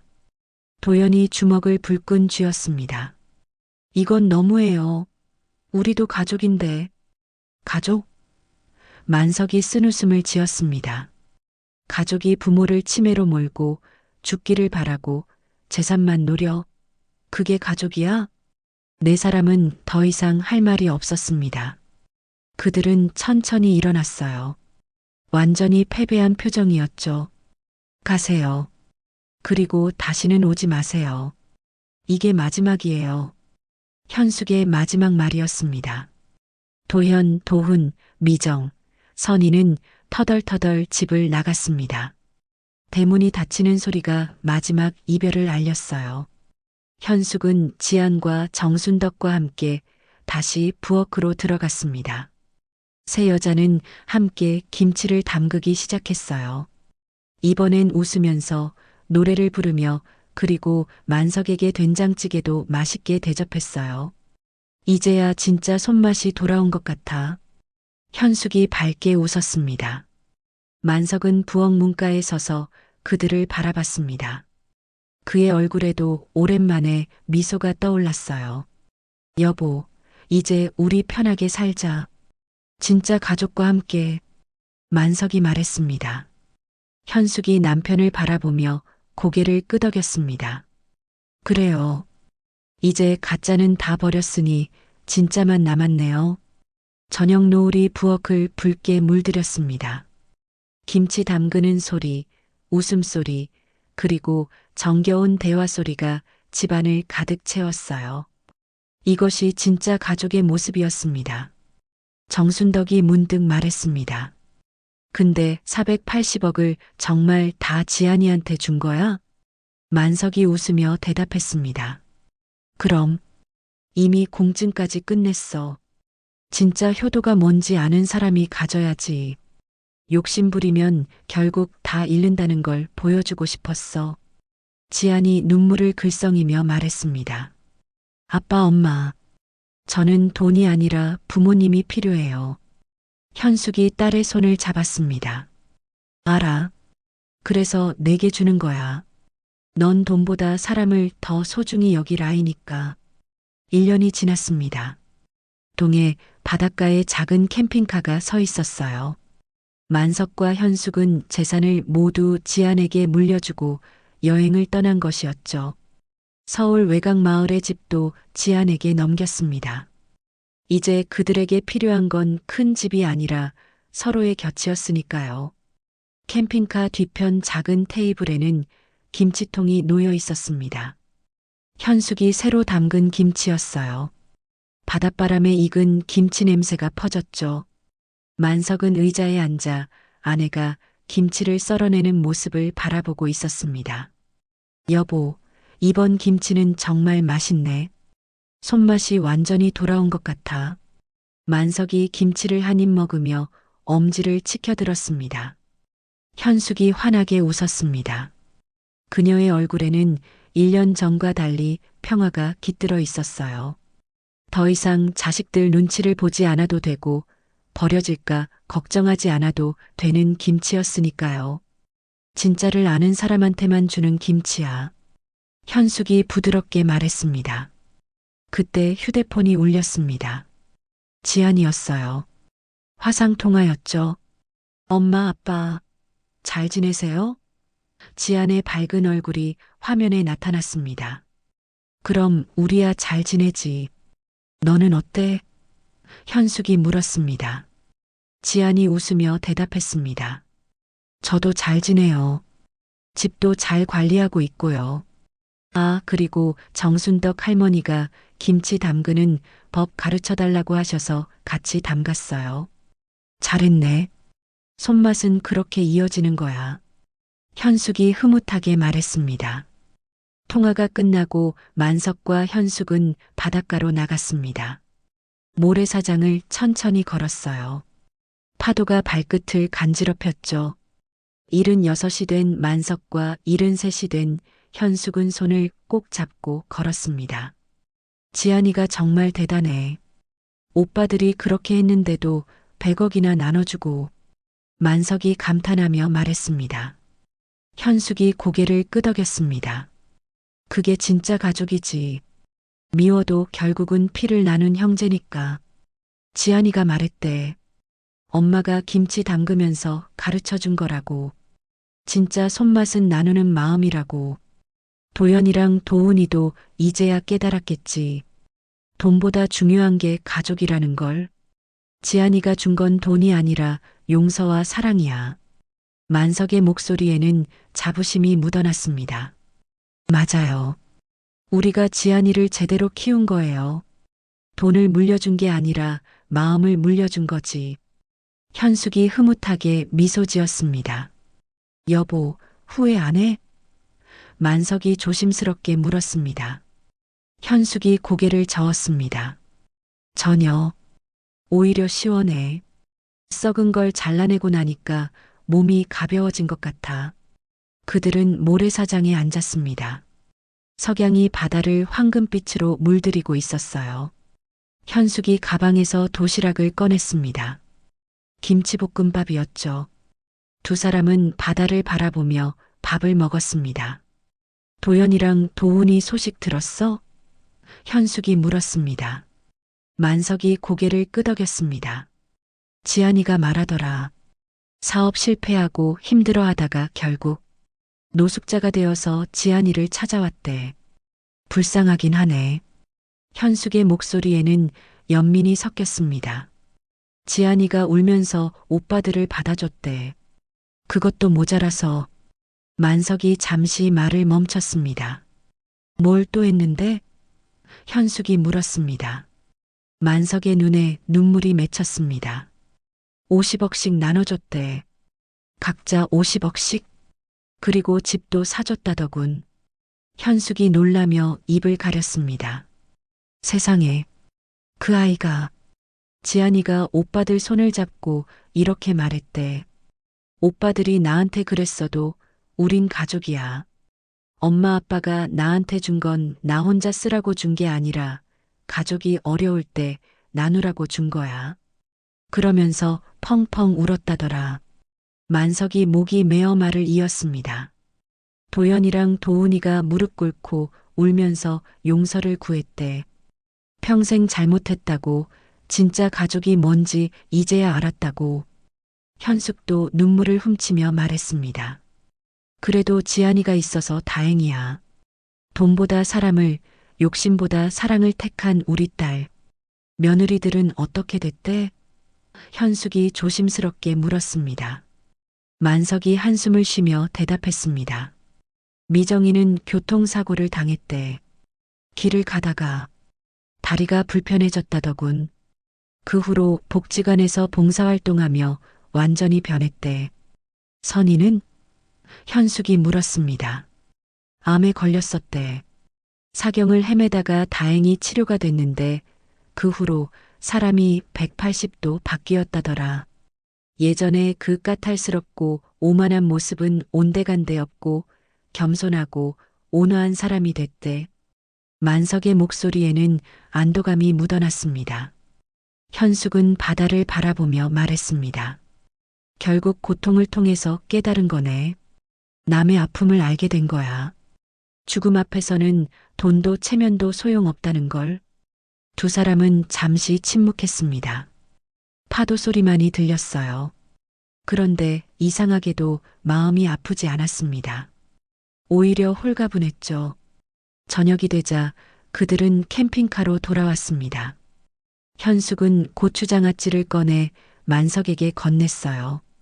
이것도 먹어봐. 새로 담근 거야. 만석이 한 입 먹고는 감탄했습니다. 니야, 이건 정말 예술이네. 어떻게 이런 맛이 나지? 현숙이 신비롭게 웃으며 말했습니다. 비밀이야. 진짜 사랑하는 사람한테만 알려주는 비법. 그럼 나는? 만석이 장난스럽게 물었습니다. 당신은 이미 알고 있잖아. 사랑이 비법이라는 걸. 현숙의 대답에 두 사람은 함께 웃었습니다. 밤이 깊어가자 그들은 캠핑카 안으로 들어갔습니다. 작은 공간이었지만 충분했어요. 서로가 있으니까요. 현숙은 창밖을 바라보며 말했습니다. 내일은 어디로 갈까? 어디든 좋아. 당신이 있는 곳이면. 만석이 대답했습니다. 현숙은 남편의 손을 잡았습니다. 거칠지만 따뜻한 손이었어요. 그 손이 평생 자신을 지켜준 손이라는 걸 알았죠. 여보, 이제야 진짜 손맛이 뭔지 알 것 같아. 현숙이 말했습니다.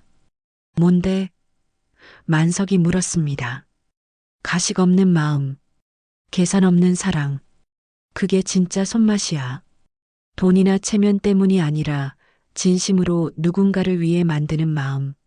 만석이 아내를 꼭 안았습니다.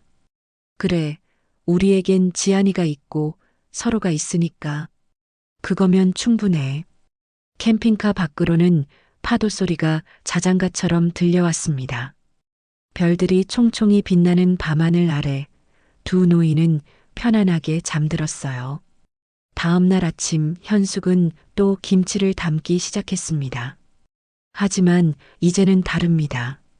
억지로 담는 김치가 아니라 기쁨으로 담는 김치였어요. 버려질 걱정 없는 김치. 사랑받을 자격이 있는 사람에게만 주는 김치. 정순덕에게서 문자가 왔습니다. 현수가 내가 가르쳐준 대로 김치 담갔더니 정말 맛있더라. 고마워. 현숙이 답장을 보냈습니다. 언니도 이제 진짜 손맛을 찾은 거예요. 만석이 커피를 내려오며 말했습니다. 오늘도 좋은 날이네. 그럼요. 매일이 좋은 날이에요. 현숙이 대답했습니다. 그들은 다시 바닷가로 나갔습니다. 아침 햇살이 눈부셨어요. 파도는 여전히 왔다가 갔다가를 반복했습니다. 변하지 않는 것도 있고 변해야 하는 것도 있죠. 만석과 현숙은 변해야 할 것은 과감히 버리고 지켜야 할 것은 끝까지 지켰습니다. 트렁크에서는 김치 냄새가 났습니다. 고추 냄새도 났어요. 하지만 이제 그 냄새는 부담이 아니라 향기였습니다. 진짜 가족과 나눌 음식의 향기. 이제야 진짜 손맛이 돌아왔네. 현숙이 바다를 바라보며 말했습니다. 만석이 아내의 어깨를 감싸며 대답했습니다. 그래, 이제 시작이야. 진짜 우리 인생의 시작. 두 사람은 손을 잡고 바닷가를 걸었습니다. 뒤에는 발자국이 남았고 앞에는 끝없는 바다가 펼쳐져 있었어요. 그들의 여정은 계속될 것입니다. 진짜 손맛을 아는 사람들과 함께 시면의 영혼 속에 가득 찬 행복이 넘쳐 흘러 당신에게 전해지길 바라며 오늘도 감사합니다. 사연의 금빛바다였습니다.